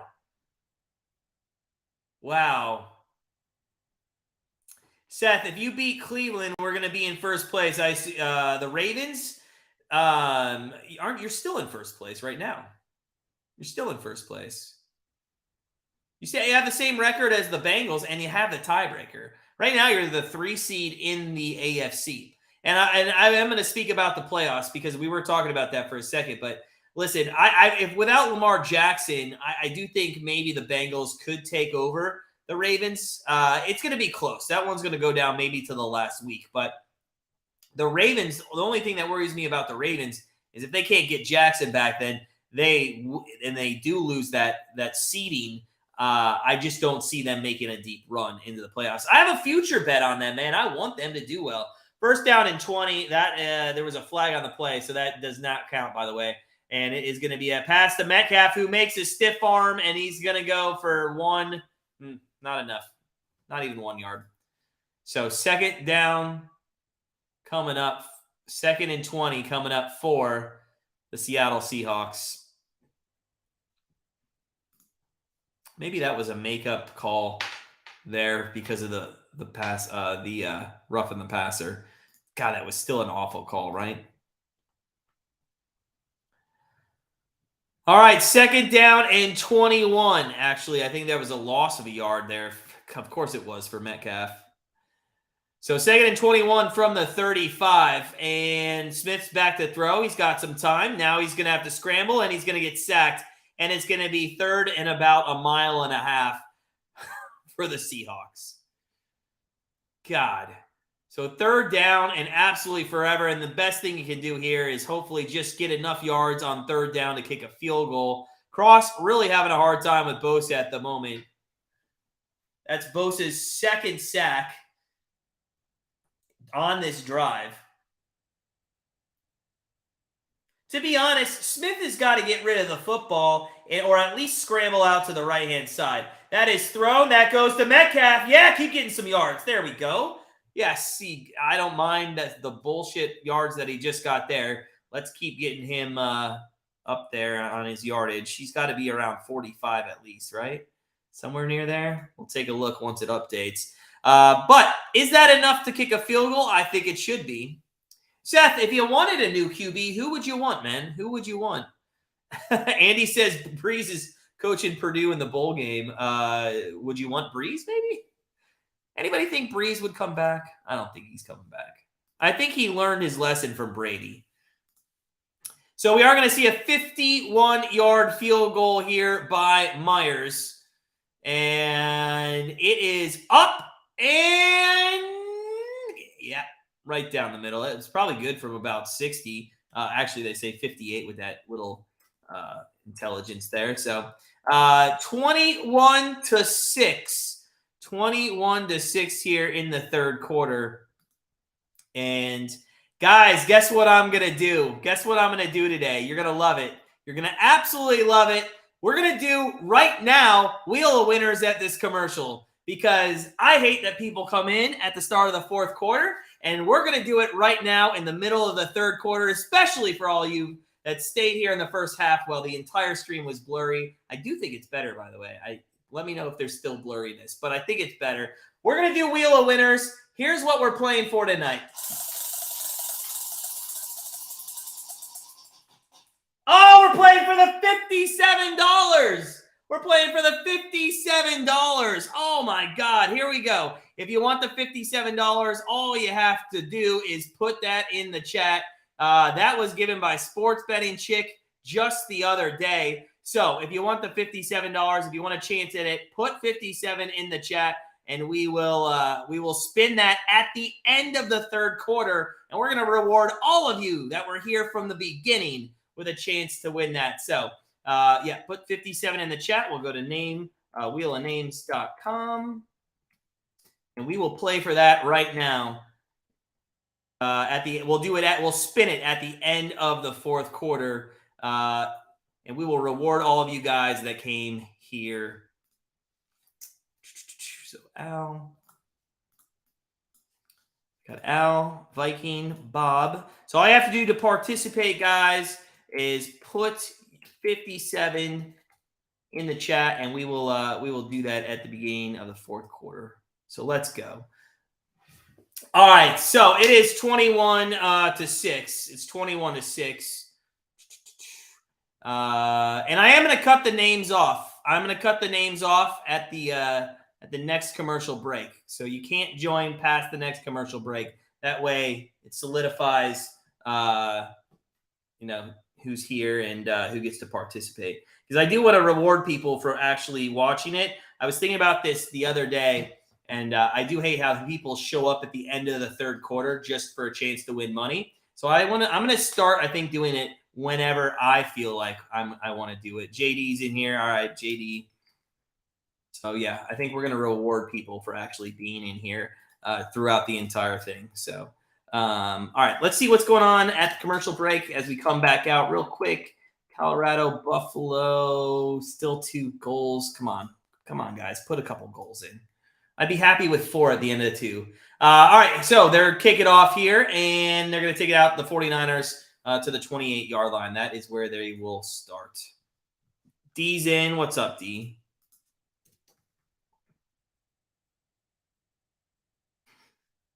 Yes. Seth put 60, but I'll still put your name. Yes, Viking, I like it. I like it too. I was gonna wait till next year to do it, but I think with that big number up there, I think it's I should reward people that were here. So, all right, 8 minutes left here, 21-6. Who I think is going to win the World Cup? I hope France wins. I hope France. The 49ers, man, they look good, and it's going to be, I think, close to a first down as McCaffrey goes up the middle. But yeah, JD, man, we have a future bet on France, just 5-1, but I kind of would like to see Messi win. I wouldn't mind seeing Messi win for sure. I think he deserves maybe a title.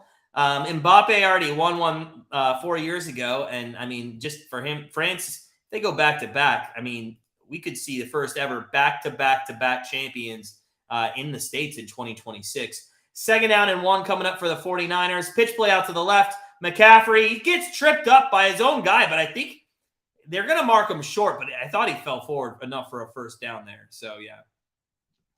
So, all right, I'm cutting it off. It's off.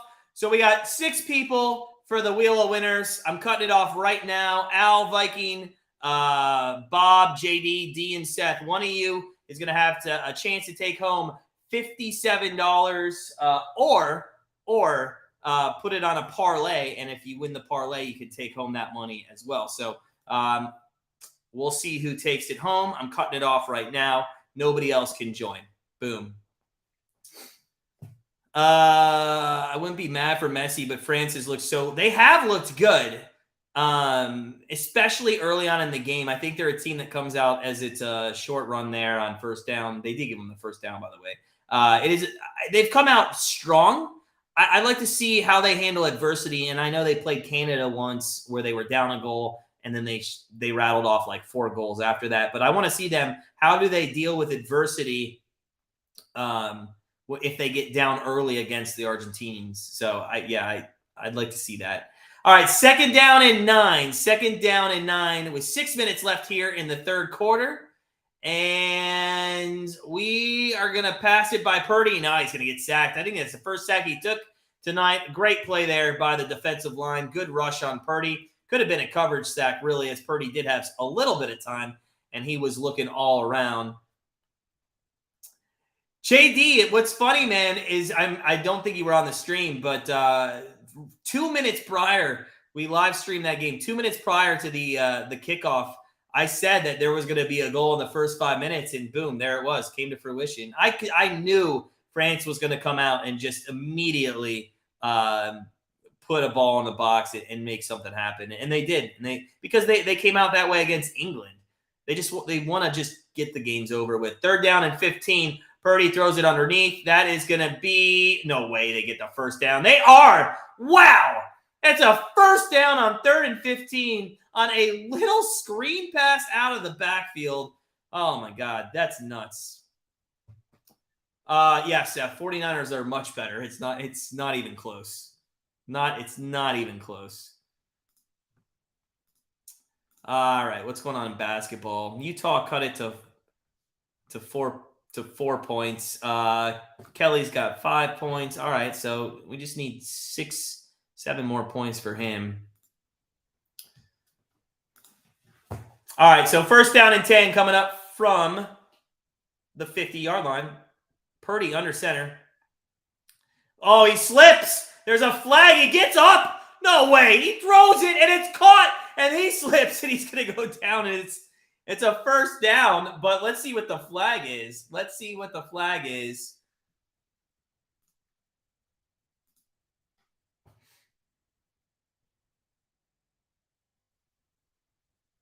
McLeod, by the way, hats off to Purdy, who slips. And see, that's something that like Heineke would have just laid on the ground, but he gets back up. Baker Mayfield would have laid on. A lot of people would have just laid on the ground there. Purdy has the awareness to realize if he gets up and runs, he can actually get the ball off. And he does to McLeod, who then slips himself on that turf there in Seattle. And he stays down. No reason to risk a fumble kind of like Walker had in the first half. But it's going to end up being not anything because it was a penalty on the offense. It's going to be first down and 15 from the 45. Kittle goes in motion left-hand side, 2 wideouts left, 2 to the right.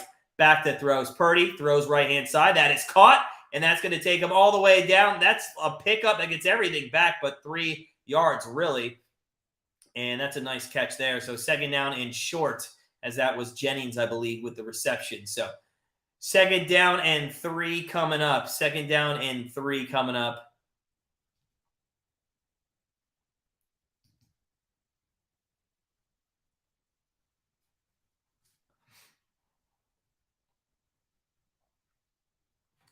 So second and 3 from the 43-yard line. Hands off right side, and nothing going there. Great rush defense. That's going to be a loss of 2 at least for McCaffrey. And 3rd down and 5 coming up. You think, JD? I think he looks way better than Mayfield. And I know we're overreacting here.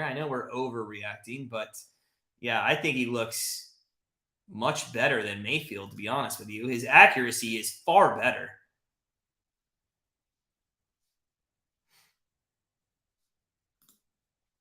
So 3rd down and 5 coming up for the 49ers. Purdy is going to be in the gun. He throws. Well, he's got time. He hasn't thrown yet. He throws left. That's going to be incomplete. And I just talked about his accuracy. To be fair, that's the only place he could put the ball. McLeod either has to dive for that or it's just going to be an incomplete pass. So that's just not going to happen. Yeah.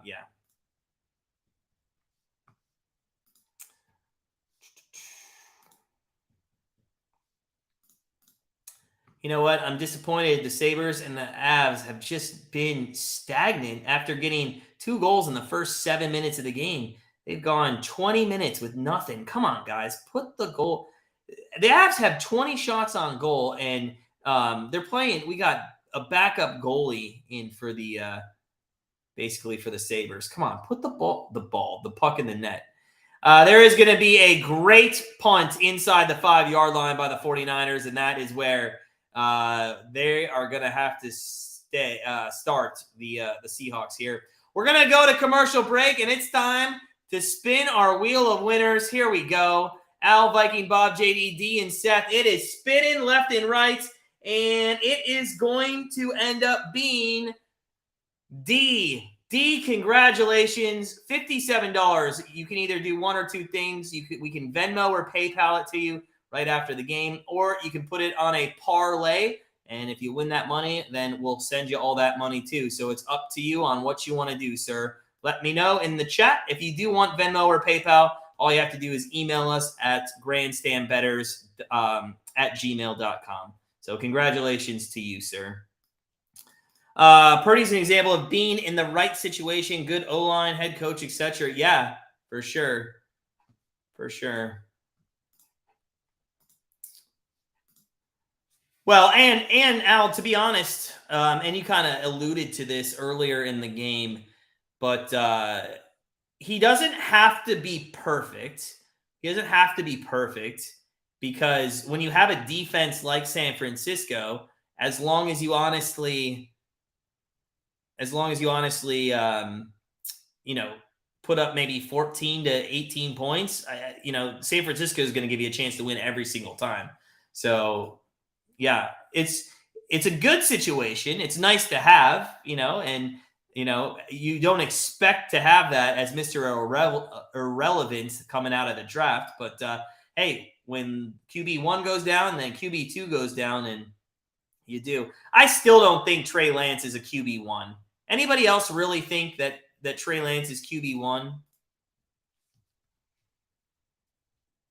I'm just not sold on the guy. And maybe it's because we haven't been able to see too much of him, but I just don't think he has shown me enough to justify him being over a backup in the league. Like, who's a great backup?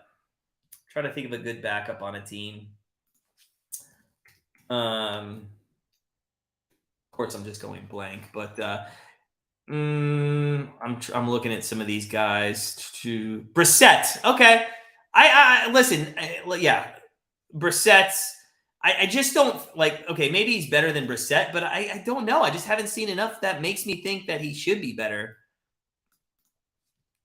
Yeah, Seth, I agree. First down and 10 for the Seahawks from the 4-yard line, and let's see if we can get some things going with Metcalf. We need some yards for him, and is that him? No, that I think's Lockett. So Metcalf has what does he have? He's got to be above 40. 46.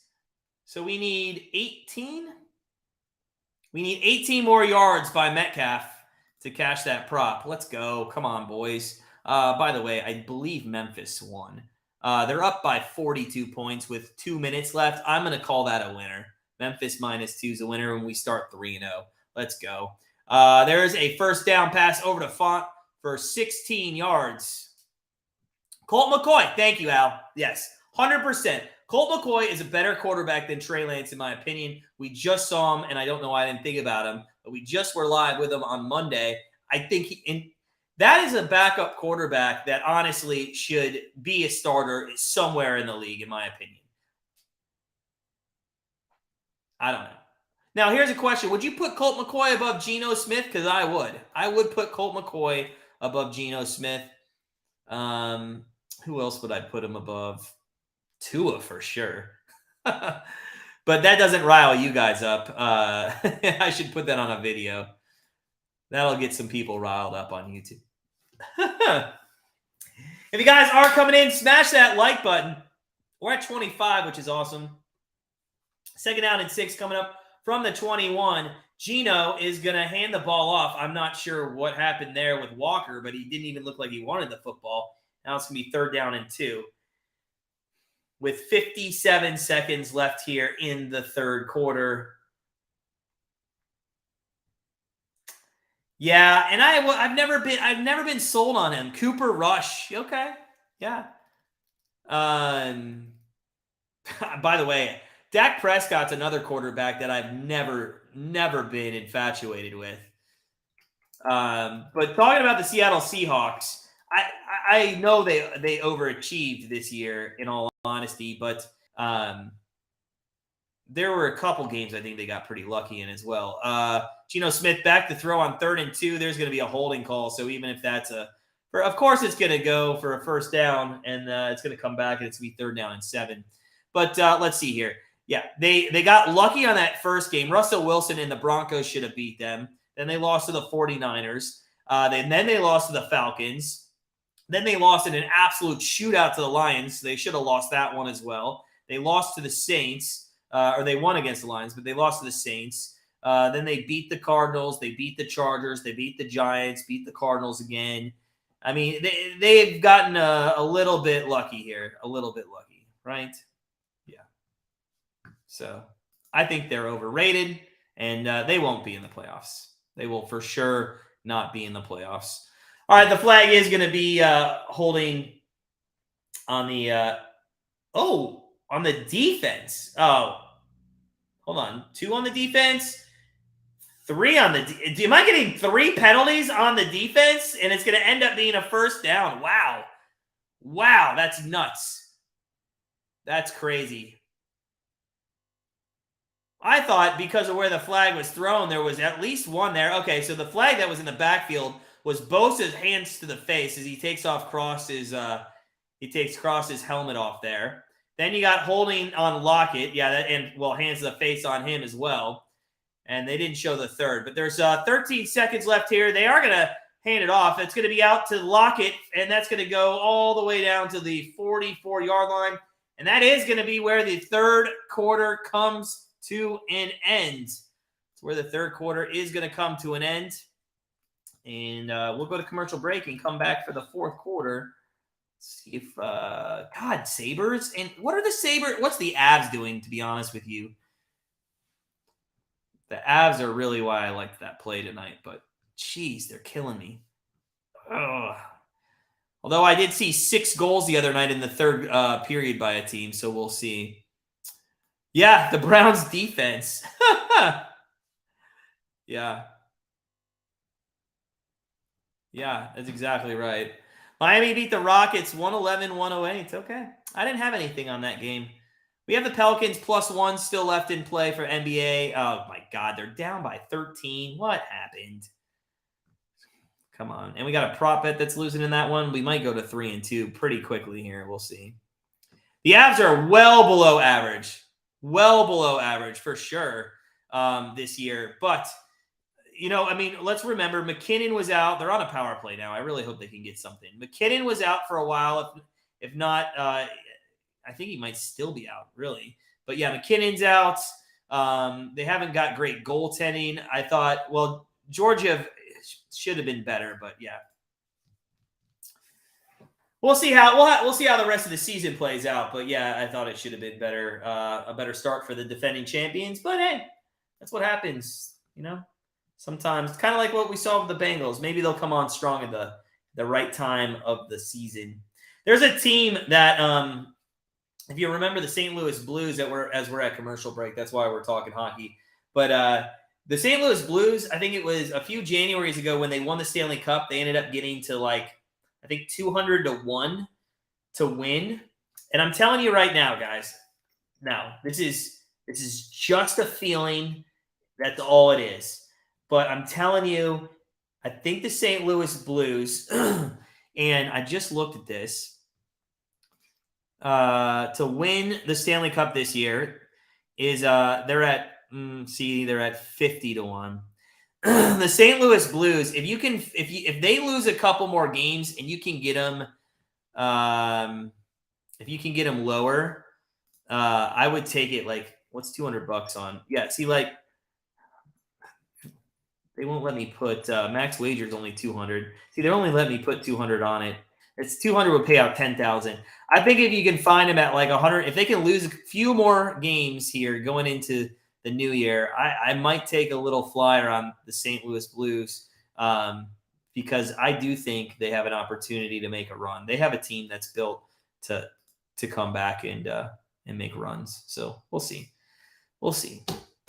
All right, start of fourth quarter, guys. Welcome in. Smash that like button if you could. If you haven't already, this one's sort of in doubt. 21-6. It's 2nd and 2 from the 45-ish yard line for the Seahawks. They're going to run. That is going to be a first down and more to the 41-yard line. Goes Walker out of bounds, and they are now in 49ers territory. How crazy is this? How crazy is it? You just hate it, Viking, because they're more defensive minded.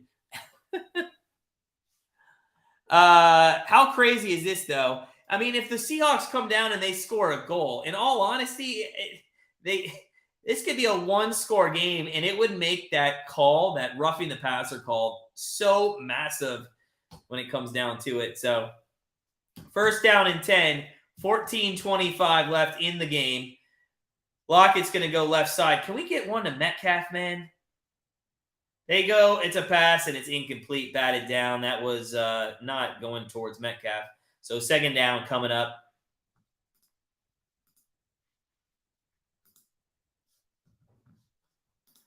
Let's get a – Metcalf really just needs 2 10-yard catches left. That's all – or one big one. Come on, let's go to Metcalf. Let's get some Metcalf yards. You got to throw the football.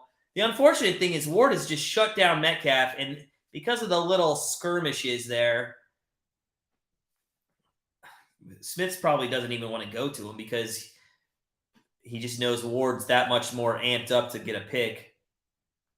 2nd and 10, bunched formation here, and they are going to go to the right side for about 6 yards, but I think it's incomplete.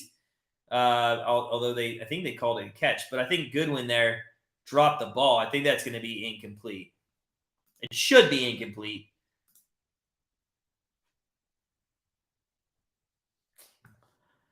I think Buffalo and Colorado is going to end up losing. That's a shame. It's going to put our five-win streak at an end. Damn.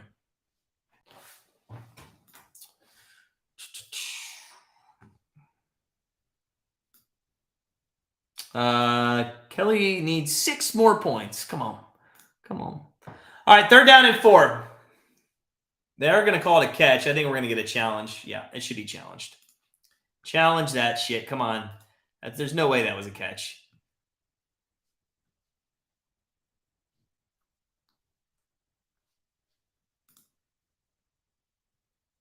Yeah.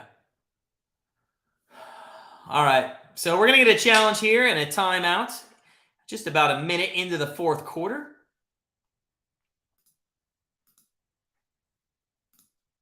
And, all right, let's look at the box score a little bit. Purdy, 15-20. 75% passing. 2 touchdowns, a QB rating of 135. Geno Smith, 21-29. He has come on a little late accuracy-wise, but still only passing for about 4.5 yards per pass. Purdy, about 9. No touchdowns for Smith, obviously. No touchdowns for Seattle. McCaffrey, 17 carries, 71 yards, 4.2 yards per carry, and a touchdown. Walker is only averaging 2.8 yards per carry in this one. As a team, They're averaging 4.5, but that's only because of 23 yards on 2 carries by Smith and Homer, really. So that's a little skewed. But yeah, Walker, 2.8 yards per carry. Receiving Kittle, 4 for 93, but he had that big one for the 54-yard touchdown. McCaffrey has 6 for 30 out of the backfield, 178 yards, as we mentioned, passing with Purdy. Receiving-wise, over on the Seahawks side, Lockett has 5 catches for 53. He's got the most. Metcalf, 6 for 46, and then Fant for 16. We haven't seen one pass to Disley, so that's mainly because they haven't been in the they've not been in the red zone much. Hey, Buffalo got a goal to make it 3-0. That is huge because, and I'm going to tell you why that's huge. The chance of Colorado being shut out is slim, and if they can put 2 goals in, there's a chance where you could actually see 2 empty netters at the end of it. So if Colorado can just score 2 goals in this game before the 5 minutes in the third period, I think we might have a chance at that one. So, but that's just me being optimistic. Viking. I have a soft spot in my heart for the Blues, though. My buddy is a massive Blues fan, and in fact, the year they won the Stanley Cup. Okay, I guess it stands. The year they won the Stanley Cup, he had his first kid. And it was just kind of cool to watch him go through getting, having the birth of his child and then like immediately winning a Stanley Cup for your favorite team. So third down, I don't know what that feeling is like though. Either the kid or the well, I know what a Stanley Cup is, but not with the Browns for sure. Third down and 4 from the 36-yard line. Back to throw is Smith, and he's going to get sacked at the 45. And in all honesty, why not just go for it? I mean, you're out of field goal range. There's not enough time. Looked like Geno Smith might have hurt his ankle there, but he is up and walking, so there can't be too much there, right? By the way, Kelly Olynyk, 10 points. He just needs 2 points from here. They're still down by 8, though.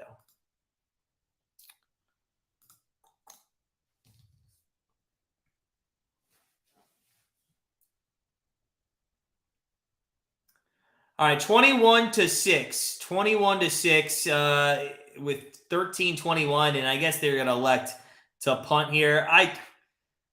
That's fine. It is still 2 possessions, and you'll probably get 2 more possessions. Oh, that is a great punt all the way down to the 1-inch yard line. That is a hell of a punt. It is a great punt. Wow.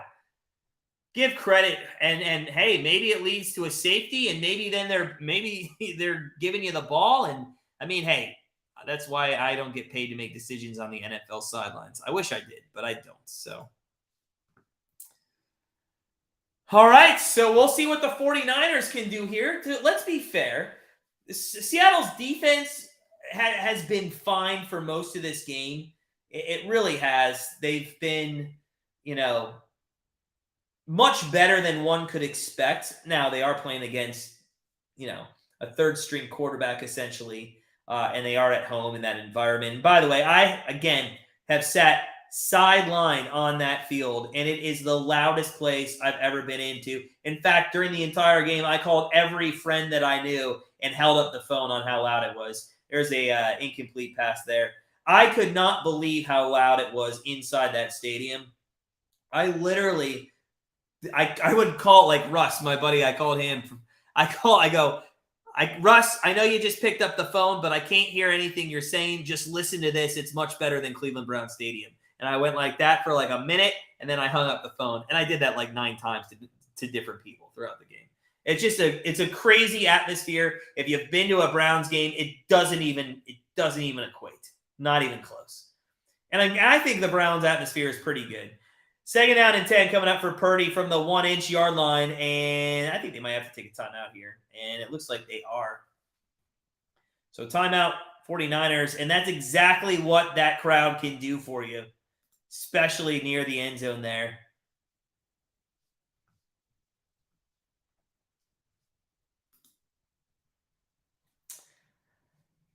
Last 2 weeks, yeah, 16-21, 15-21. That's not bad. That's 75% essentially each day or each game. 4 touchdowns, no interceptions. I mean, that's some good stuff. They should definitely feel privileged that they got to come in and. So 2nd down and 10 from the 1 yard line, 1 inch really. Purdy's standing with both feet in his end zone. I would bring a blitz here, man. It looks like they're gonna not come with the blitz. It's gonna be a run that gives a little bit of room out to the 4, maybe. I'm surprised with how little there was pressure. And I know that you don't want to get like caught with maybe an over the top pass, but still, it's a little weird. They didn't put, like 8, 10 guys in that box. So 3rd down and 7, 12:35 left here in the game. Again, I don't think this game has any reason to be, if you're a Seahawks fan, or a 49ers fan, I don't think you're going to lose this game unless Purdy does something really stupid here. He is back to throw, and it is going to be a 1st down out to the 14, and that's all you can ask for if you're a 49ers fan. I mean, what a great pass from the youngster there. Absolutely backed up in your own end. You get the play call. It's in your hands. You need a 1st down to just continue the drive, continue the clock running, and you just capping off this game and going into next week with another win, and essentially you locking up the NFC West. And the kid steps back in his own end zone and he throws a strike to his wide receiver. And here we go, 1st down from the 15-yard line, and that's going to take up essentially another 2-3 minutes off this clock. Purdy's going to, I assume, hand it off to McCaffrey here on 1st down, and they do. He bounces off a defender. He's still going to lose about 2 yards. Good rush defense there. But clock's just ticking away. And that's, again, as we head back, to my point on that 4th and forever. I know it was 4th and forever, but why not take a chance at just going for it, right? All right, 2nd down and 10 coming up for the 49ers at the 15-yard line. 3 wideouts, 2 to the left, 1 to the right. We got CMC's next to Purdy, and he's got time in the pocket, and he's going to – a good job he threw down at the feet. What's going on here? Purdy wants a flag. I think the receiver wants a flag. It was double coverage. I'm not really sure. I didn't see anything there.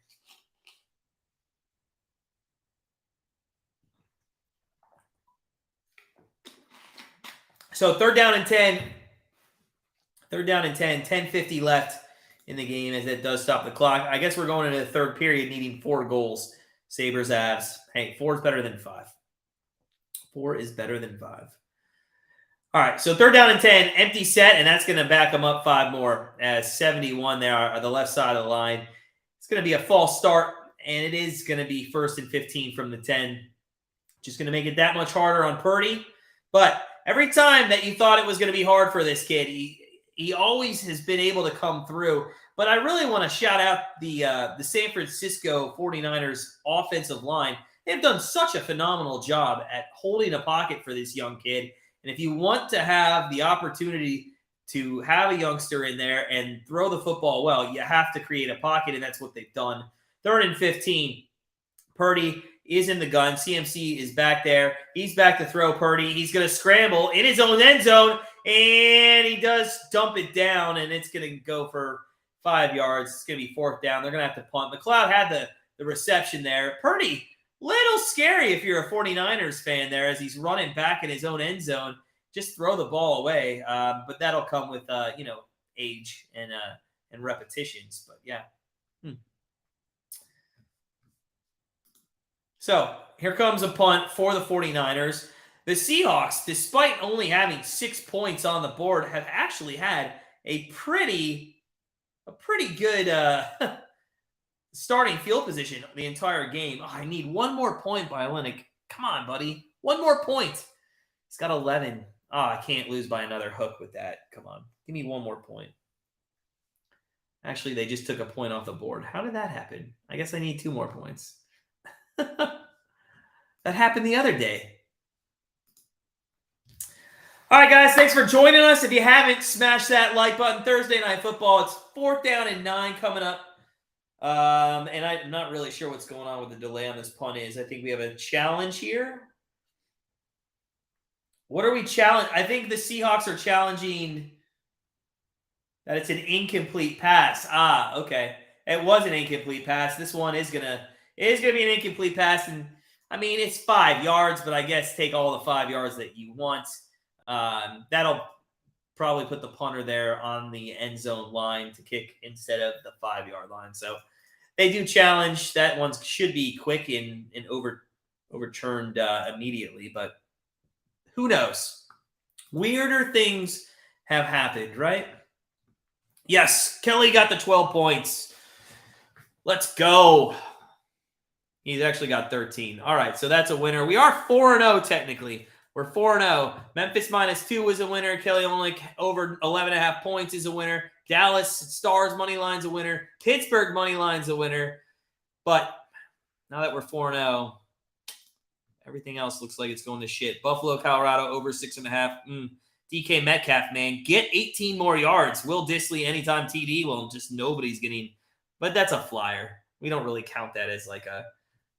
We don't, that's not. You don't put full units on flyers. You just, want to get it. So.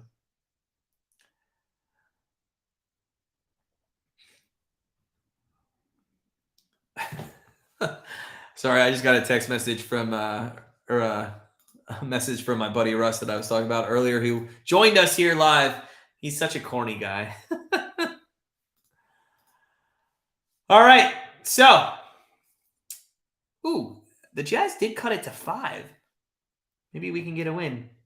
We'll see. We also now have our last basketball play in play, and it is the Suns +2 over the Clippers. So that one just popped off. And our only college basketball play of the night is underway. Seattle -1.5 over Oregon State. That's our only college basketball. And that is officially all of our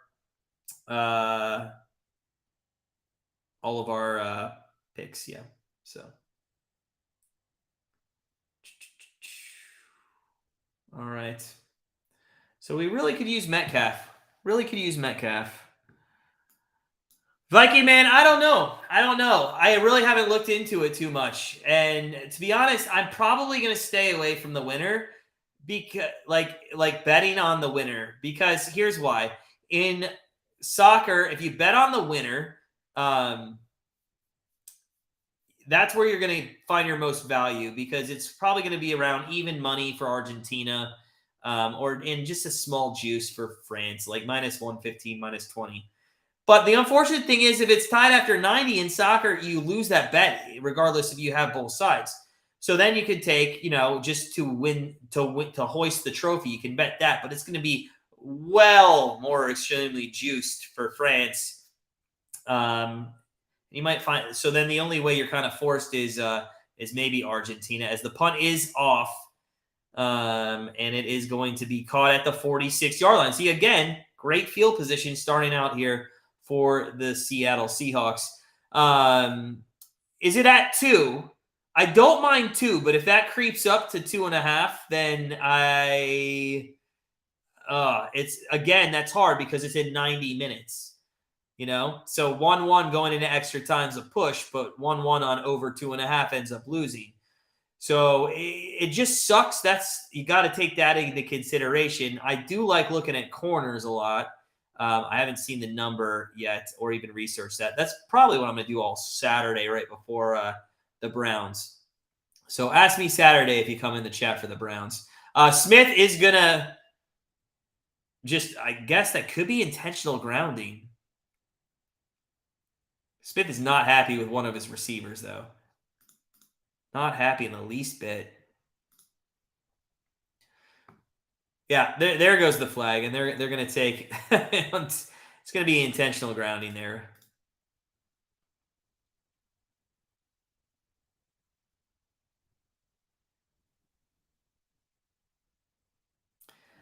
So it's lost a down and a spot foul. And this is the reason, guys, with Seattle basically starting from the 35-yard line the entire night, why they haven't scored any points. They just continue to kick themselves in the mouth, really.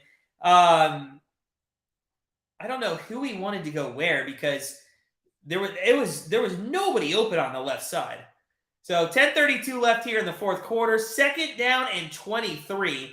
And you got to at least make this a third down and 12 if you want to have a shot at continuing on this drive.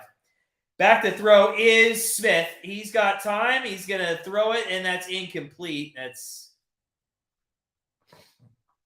God, Smith needs to shut up. Smith is yelling at his wide receivers, and I'll be honest with you, I cannot stand quarterbacks that yell at their wide receivers when they're the ones who aren't scrambling around in the pocket. Viking, the Browns are on Saturday, 4:30. Yep, we'll be live at 4:25 on Saturday afternoon. Yes, sir. All right, 3rd and 23. And again, I think it's 2-down territory. I don't think you're guaranteed to get the ball back 2 more times. So maybe play your play call here with 2-down territory.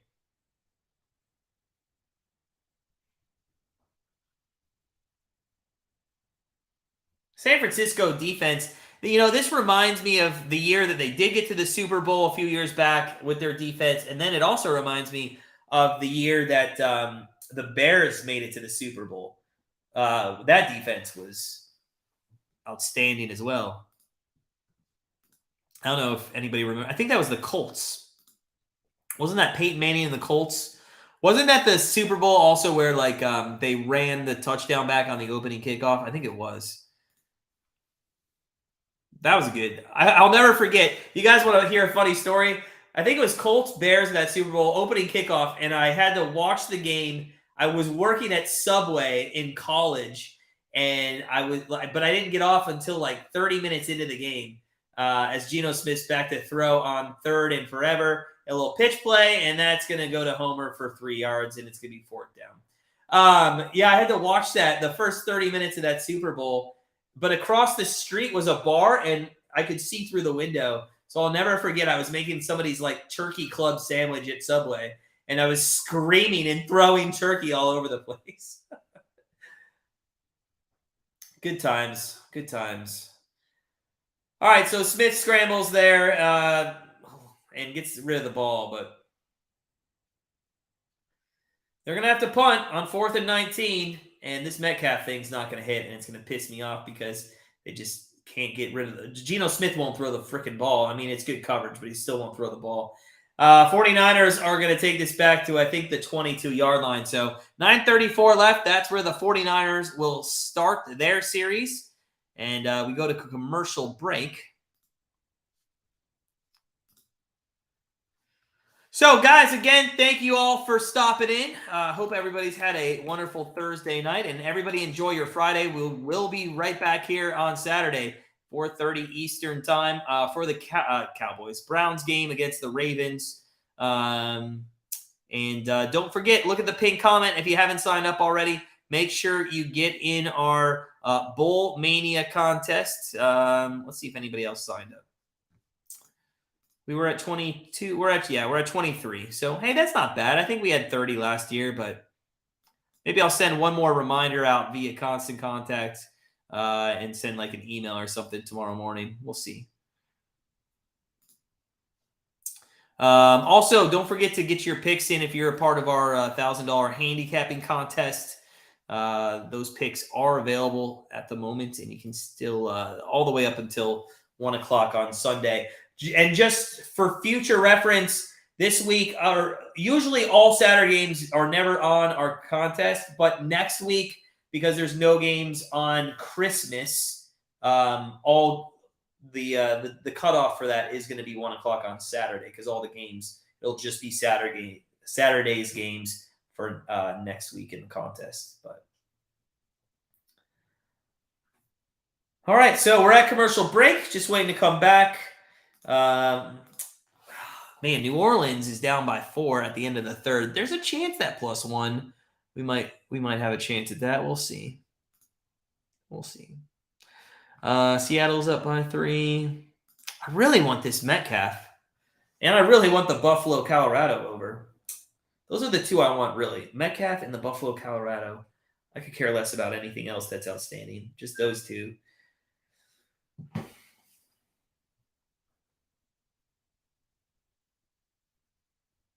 I hope everybody also, by the way, just an update for those of you that are diehard Grandstand Bettors fans out there. We will be doing Monday Night Football next week, but we will not be doing Thursday Night Football a week from tonight. We do have hockey tickets that we're going to, so we won't do that one. But we will live stream the Saturday Browns game the next week, the following week. Yeah. First down and 10. First down and 10 for the 49ers from the 22-yard line. I assume we're going to see a ton of McCaffrey, and there's one possession or one handoff to McCaffrey. It's a good run. About 6.5, 7 yards there. Second down and short coming up. They might just go McCaffrey all the way down the field for a touchdown, and they might just take up the entire 9 minutes doing so.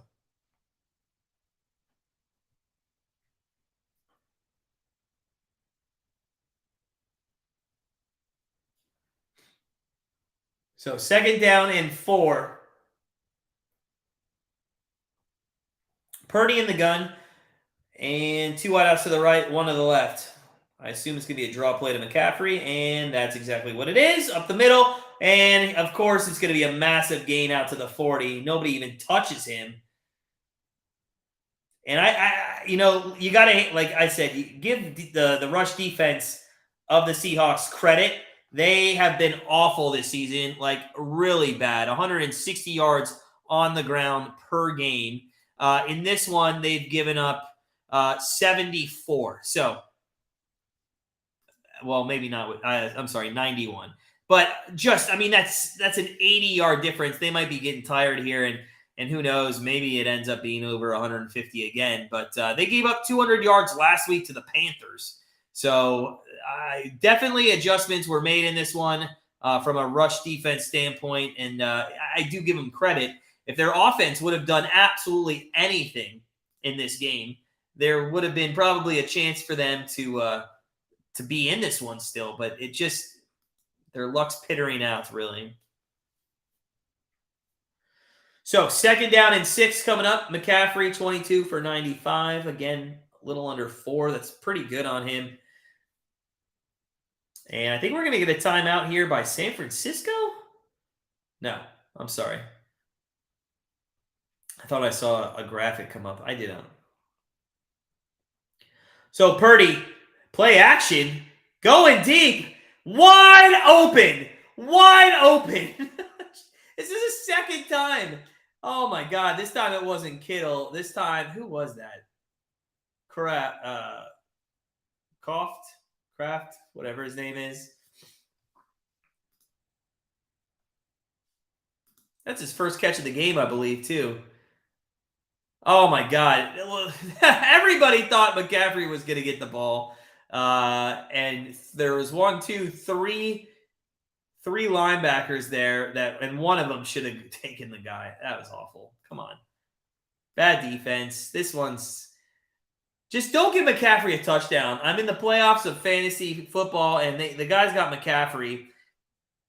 Come on, don't give McCaffrey another touchdown. I'd be happy with 1 touchdown for 100 yards. I'd be fine with that. Just don't give him another touchdown.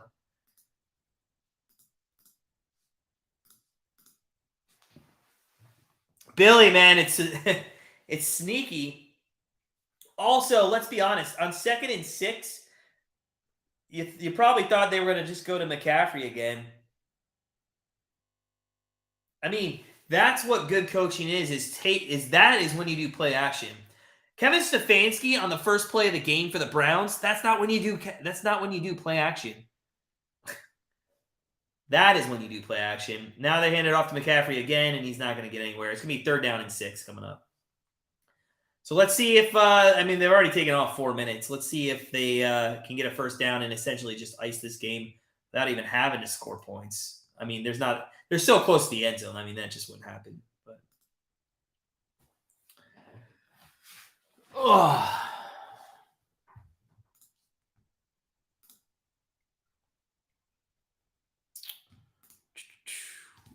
We almost made it to 30 likes, which I got to be honest is fantastic considering the first half. I mean, I was blurry as all get out. I can't even believe people gave me likes, so that was awesome. 3rd down and 6 from the 25. 2 wideouts right, 2 to the left. Back to throws. Purdy throws across the middle. That's incomplete. Good defensive play there. And will we see a field goal? I assume we will. With 5:05 left in this game, the Sabres Colorado Avalanche game is now starting in the 3rd period. Give me like 1 goal early by the Avs, and we got a shot at this. 1 goal early by the Avs, and we got a shot. Let's go.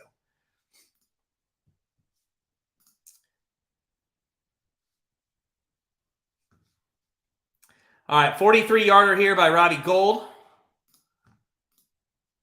I loved that guy when he was in Chicago. And he's going to miss to the right. Oh, he's going to miss to the right. And it's still a 2-score game. And that is, I mean, come on, Robbie Gould. That is embarrassing. That is an embarrassing. You're out there just to ice the game. That's all you're there for. Just to ice the game. And what do you do? What do you do? All right, we're at commercial break. Maybe Metcalf can get 18 yards. We'll see. We'll see. All right. Anybody doing anything fun for Christmas? Anybody going on vacation, holiday, whatever you might call it? Anybody going anywhere good? Any big plans out there? You guys just having family over? I mean, what are your Christmas plans, guys? Or Hanukkah or Kwanzaa or whatever you may celebrate, or the Chinese New Year. So yeah, let me know. Let me know in the chat. What are you guys doing? We're not doing anything. Wife and I are here. That's it. Nothing. Because again, I didn't get any invitations from any of our subscribers out there. I'm kidding. I'm kidding. The only reason we're alone is like our entire families live all over the place. We have some family down in the south, about an hour south of Cleveland. But for Christmas, we don't really go over and spend it with them. I mean, they have their own family thing, and then we just kind of hang out. But yeah. All right, we'll see what's coming up. Billy, you're trying to do your best to convince your family that you're Uncle Eddie. Do you have the first step to being Uncle Eddie is, do you have the hat? If you don't have the hat, you can't even consider yourself, Billy. You got to get the hat. It's really what makes Uncle Eddie. The Jazz are down 5. Man, could we possibly get an opportunity to cover the +1? I mean, you really have to think that you got to win the game outright with the +1.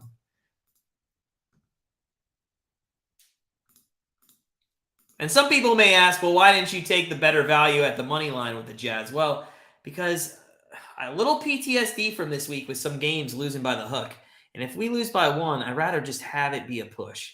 1st down and 10 for the Seahawks. Let's go. We go to Metcalf at all? They look his way. It's caught! 10 yards. 1 more like that. Come on, baby. 1 more like that to Metcalf. Let's go. 1st down. 1st down. What is he at? He's got to be around 56. Back to throw. They throw. That is going to be incomplete, and that was to Goodwin, so I don't really care too much. But he got Geno Smith, to be fair, got hit. That's why it was incomplete there.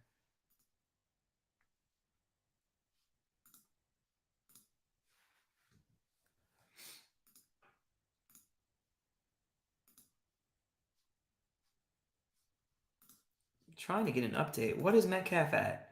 55. We need 9 yards. 9 yards for Metcalf. Come on, baby. One time. One time.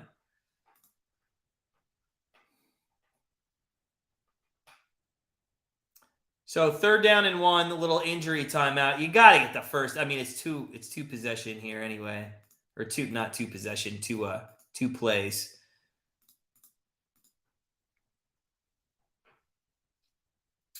See, this is the time where I don't mind just like going QB sneak 2 times in a row. Just get that first down and then start your pass plays over again. Billy, that's awesome, man. I love it. I love it. You know, it's funny you say that. This week, the Browns, the food that we're gonna go get is a Japanese steakhouse. We're looking forward to it, as it is going to be a first down by Walker. By the way, I know he got the first down there, but that is a Sports Center not top 10. I mean, it was like a stop, drop, and roll situation. I don't know what Walker was doing there, but it was funny. But yeah, it's a Japanese steakhouse. I'm looking forward to it this Saturday. But yeah, we've done that on Christmas before for sure. Geno Smith throws and is caught. Is that Disley? Is he going to get 14? Is that Disley? Did he just win us the free pick? Get out of here. What did Disley? Is that Disley? Did he get 15 yards? I don't think he got 15. They're going to give him, I think, 14 yards on that. You got to be kidding me. Back to throw Smith. He throws right. That's incomplete. Incomplete. Intended for Lockett there. 2nd and 10 coming up. What did Disley get? Oh my God. 13. Oh my God. He almost got the free pick. Oh. I mean, one more catch by Disley would be, I'd rather get the one that we bet on, which is Metcalf. Let's see. He's going to throw it underneath. That's going to be Walker. It's going to be a first down to the 30. Come on, don't get a touchdown. Give me, all right, down at the 10. All right, now I'm okay, because they might go to Metcalf. They could go to Disley. All right, but if that would have been a touchdown, that would have really screwed some of these prop bets. At least now we have a shot. And Utah has cut it to 1 with 8.5 minutes left. Phoenix, by the way, +2. They're up 9 early. Let's go. All right, first down and goal. Go to Metcalf. Nope, it's across the middle. And who is that? It's Fitz. Damn it. It's the other tight end. Son of a B.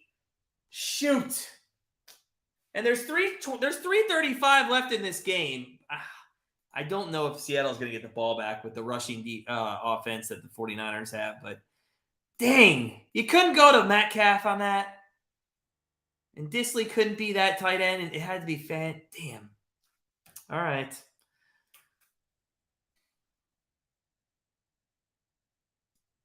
So I assume Meyer's going to hit the extra point here. If not, they're screwed.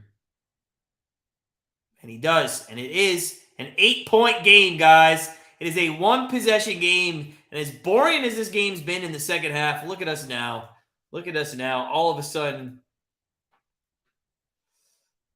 Sabres Avs. That is just going to be a loss there. Come on.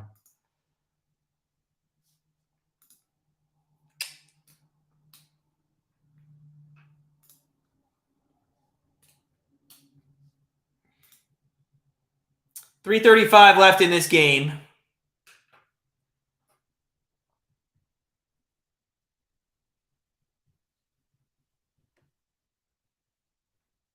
Give him one more shot with the ball. Give him one more shot with the ball. Come on, guys. Let's just have one more shot to get a couple of these prop bets. One more shot. That's all we're asking. All we're asking. Right? One more shot.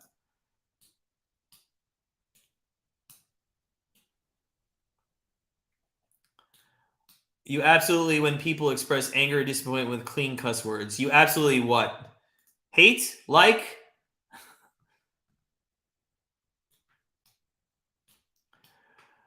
All right, 21-13. 21-13. I have a pretty dirty mouth, Billy. I'm pretty dirty. But I try to keep it only to Browns games, in all seriousness. I don't really try to swear too much other than when it's a true emotion of my team playing. That's the only time that I really don't care, because it's just my emotion coming out. But in this situation, I'll say like BS, or, the full BS word, that kind of stuff. But I will definitely not be F this, F that. Or you love it? I do try to do that more on Monday and Thursday night, but definitely during the Browns, there's a lot of F bombs dropped, and I apologize to anybody out there who doesn't like it, but that's just yeah, during the Browns games, that's just 40 years of frustration that has come out of me. All right, here we go. First down and 10 with 3:35 left, and it is going to be a first down carry to McCaffrey for 6 yards. I don't think the Seahawks get the ball back. I don't think they get the ball back. Ooh, the Jazz have tied the game up at 105 with 6.5. Come on. Let's go. Sabres are killing me. I'm sorry, the Avs, really, but this game is just unreal. All right, second down and 4. Second and 4 from the 31-yard line. McCaffrey is deep in the backfield. Purdy under center. And I really hope they sell out to the run, and they do, and they get them, and it's going to be third down and 2. Oh, McCaffrey, get up. Come on, stop being that guy.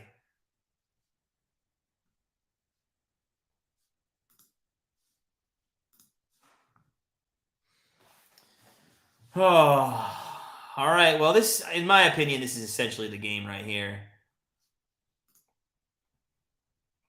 Third down and 2. A play action bootleg by Purdy would be just a great play call. And this is why, in all honesty, guys, like I feel like they should have someone like me who sits there and tells them exactly what play call in these situations you should do. I really think if you sell a dive by McCaffrey and you bootleg with Purdy, it's going to be wide open. Let's see what they do. It could be a bootleg. No, they're going to throw it, and McCaffrey. Oh, they do boot. It's exactly basically what I called. Just it took longer. It took it way longer to develop, and that's going to be the game, guys. Seattle's not even going to get the ball back. Seattle's not even going to get the ball back. Wow. That is how we're going to lose that prop bet. That sucks. We're going to lose by 8 yards with Metcalf, 2 yards by Disley. Get out of here. Get out of here. It has been a frustrating week of betting with some of these. I mean, we haven't lost money, but we are breaking even. Ooh, yeah, that's a first down. I mean, we're now going to be 4-2, and maybe hate that. It's the difference between a 5-1 day at the moment and a 4-2 is 8 yards. By the way, the other one loss I'm counting that is the flyer we took with Disley for a TD. Buffalo would be the third loss. If the Suns and Utah could win, though, that would be fantastic. I mean, there's still a chance if we sweep Suns, Utah, and Seattle, we would be 7-3 on the day. I mean, that's still very good, but come on. Yeah, I mean, I like the Niners. I really didn't care who won this game, in all honesty, but tough. Kind of want to turn on the Jazz game. It's 107 with 6 minutes left.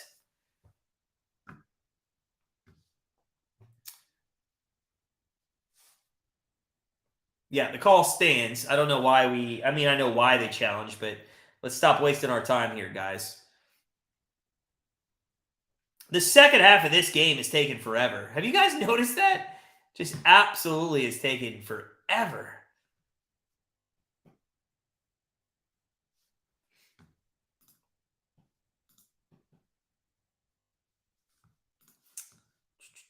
Seattle's up by 4.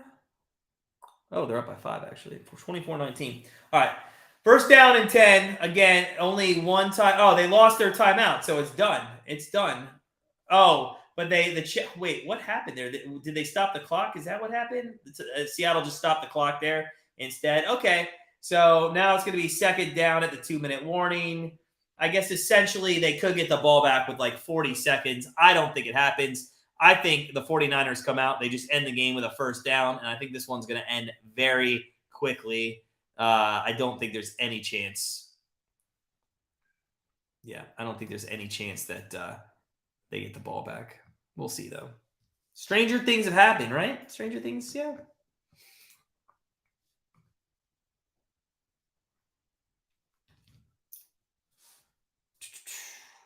Dolphins and the Bills should be a good one Saturday. Oh, I really hope Tua sucks in that one, too. Give him his third loss in a row.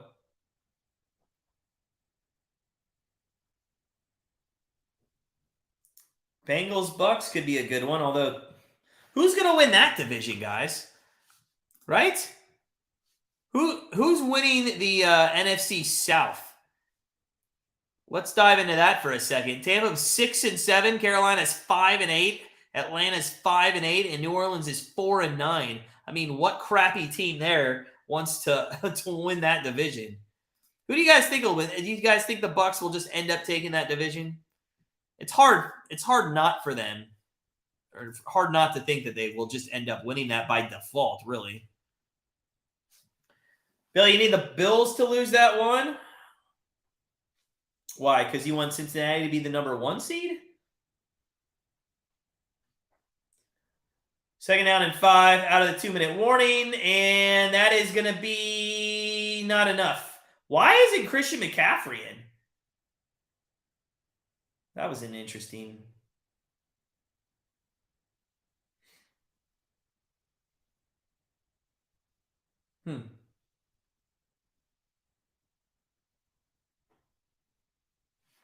Oh, Billy, I don't think that's possible. No way.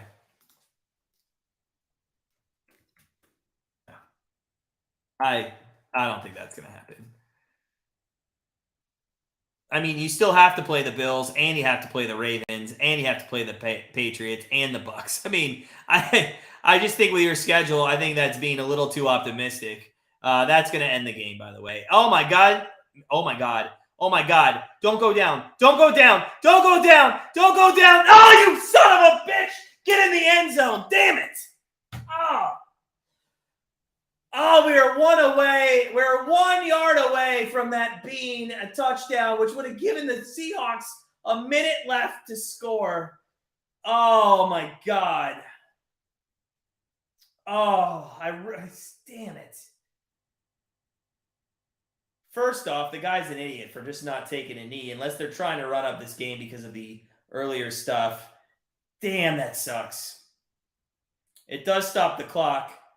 God, I would love to see them just try to be a dick here and run up the score on Pete Carroll and Metcalf. No, there's the knee. Damn it. All right, we got close, guys. Oh. All right, that's going to be it. Oh, the Avs just scored. Hey, still got some life in us in that one. Still got some life. All right. They scored. It looks like Utah's falling apart, so who knows? A lot of stuff left to go on and watch. Phoenix is up by 16. I love that. All right, guys. Hey, thank you all for stopping in. I hope everybody had a good Thursday. I appreciate y'all sticking with our technical difficulties in the first half and getting us all the way to 28 likes. I hope everybody has a wonderful rest of the evening and has a wonderful Friday. We'll be right back here for the Browns and the Ravens at 4:30 on Saturday, the 17th. So everybody have a great night, and we will see you soon.